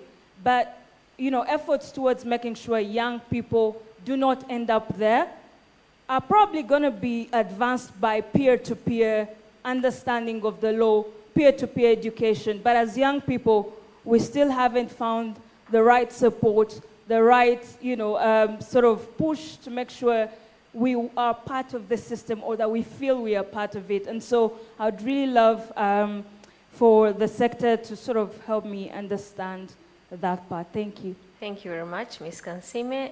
Then our last intervention, because she asked questions which must be answered in the time we have left. Yes. Thank you very much. I'm Kakoza Savio Ntensibe, Head of Legal Services and Investigations at the Equal Opportunities Commission. I know time is not on our side, but I'd like to thank the Secretariat for such a wonderful report, especially when I look at page 101, where you've mentioned the Equal Opportunities Commission as having received a total number of 920 cases and disposed of 72% of the received cases through its tribunal and the other alternative dispute resolution mechanisms. My question goes to the Deputy Commissioner General of Uganda Prison Service, Mr. Kena. When the chief guest was making his keynote remarks, he talked about mattresses in a room which was supposed to be occupied by one person, and that was occupied by 6 of them as inmates. As a commission, we have visited some prisons facilities and realized that some inmates do not have mattresses. So putting on the Equal Opportunities Commission lenses, do you profile these inmates as being VIPs that you should avail them with mattresses and then you leave out others? If yes, I think that is a violation of their human rights and a matter of discrimination. Thank you.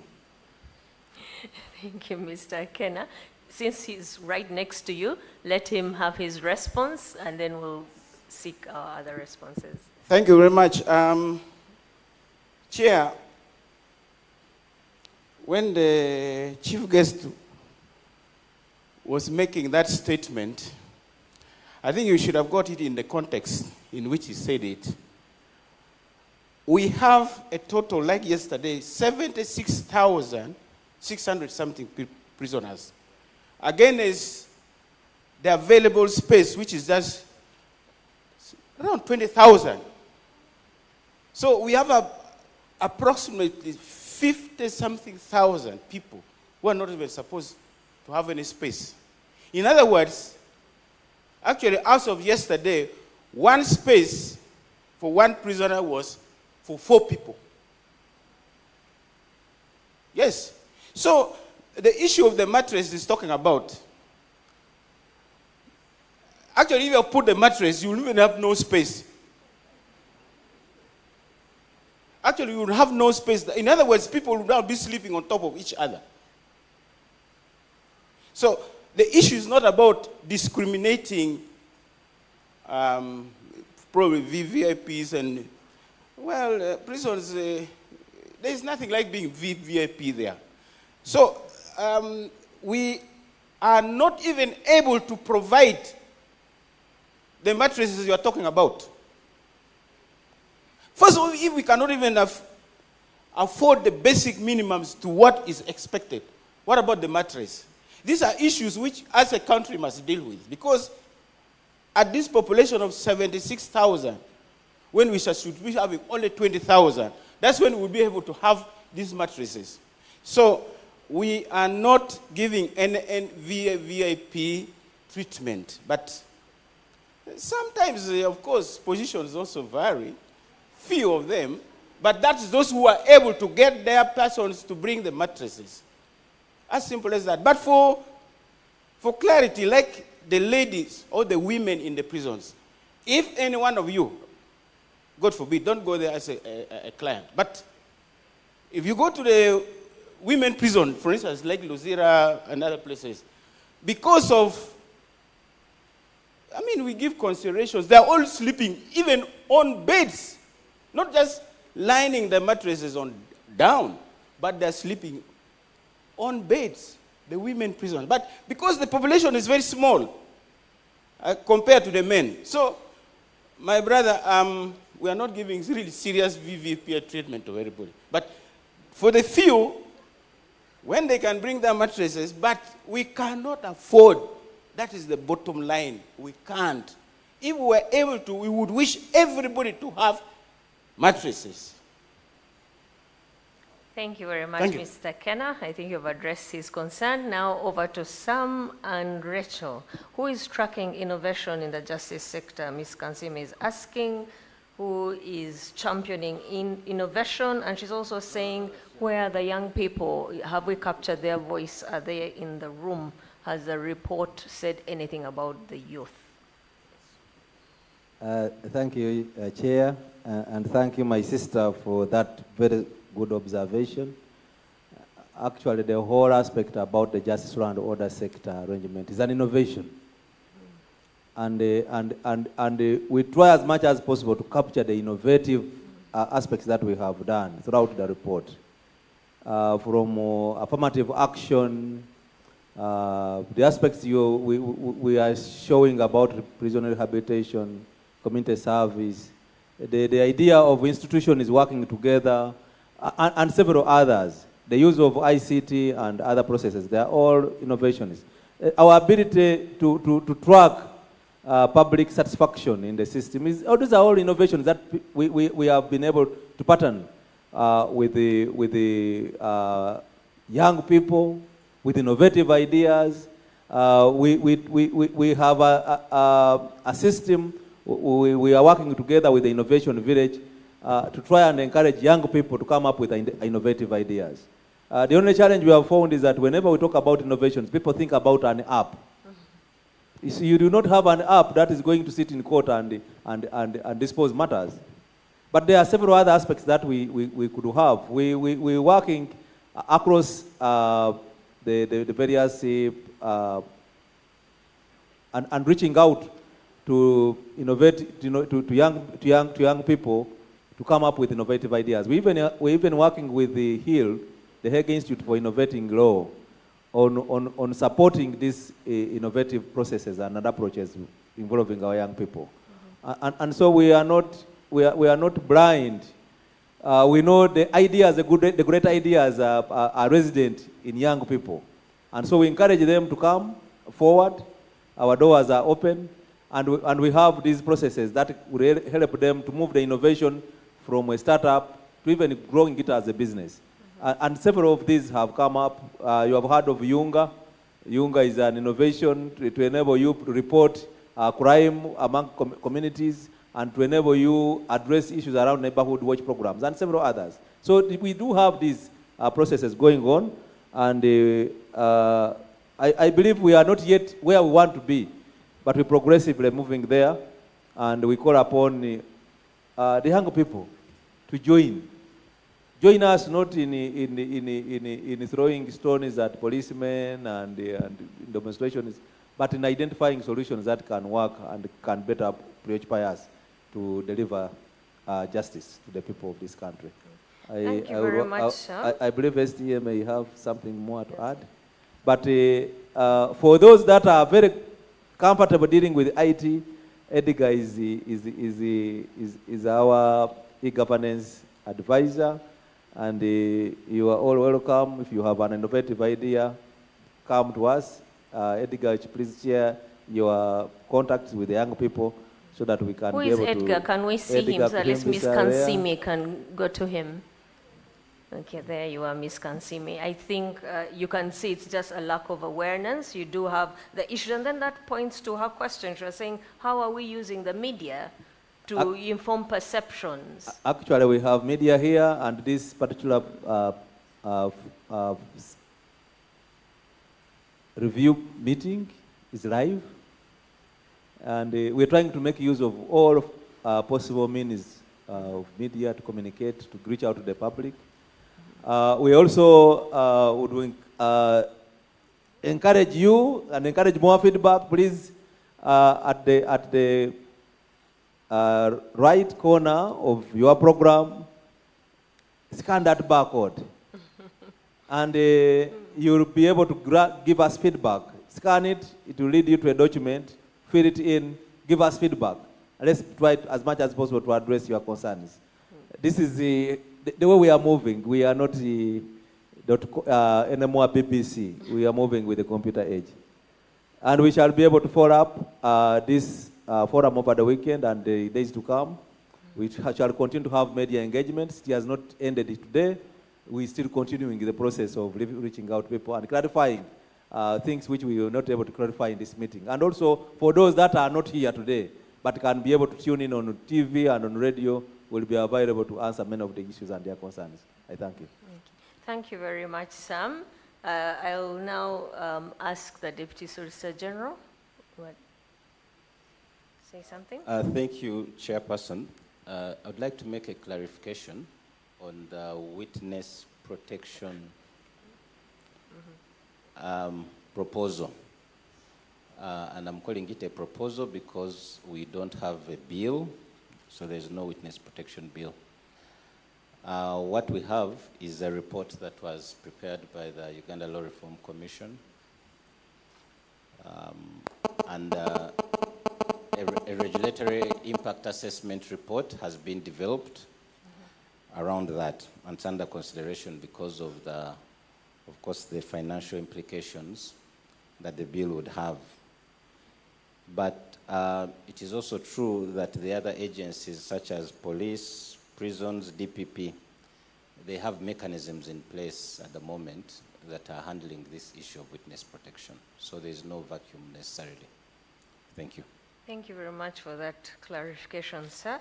And now, ladies and gentlemen, we have earned our lunch. It is 2:06, and I have been given the pleasure of closing the meeting. I would like to thank you all very much for your participation today, for all those who chaired, all those who were in charge of running the meeting, Rich and Sam and their team, all of you who have sat through, and certainly the Prisons Band for making the atmosphere interesting.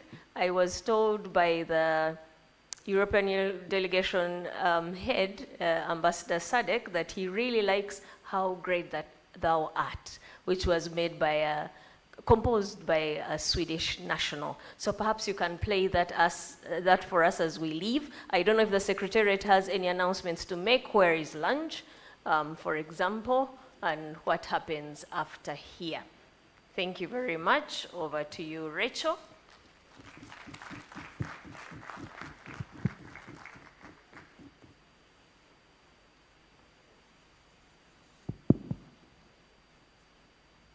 Thank you very much. And please join me in appreciating the chair. In the style of a true teacher, she has taken us very quickly and very effectively through that plenary session. We really appreciate it. Thank you very much, Dr. Mamela. As we close, we have lunch. For those of you who, please don't go without having lunch. It will be served at the restaurant, and the coupons are being shared. And you will be guided to where the lunch will be served. So please make sure you join us for the lunch and an opportunity to continue networking and discussing. We again ask you to use the feedback forms. Give us any feedback for how we can improve, how we can make these sessions and our programs much more effective and beneficial to you. I thank you once again. I hand back to the MC for the closing. Thank you so much. Can we put our hands together for the Secretariat? And more so, Madam Rachel.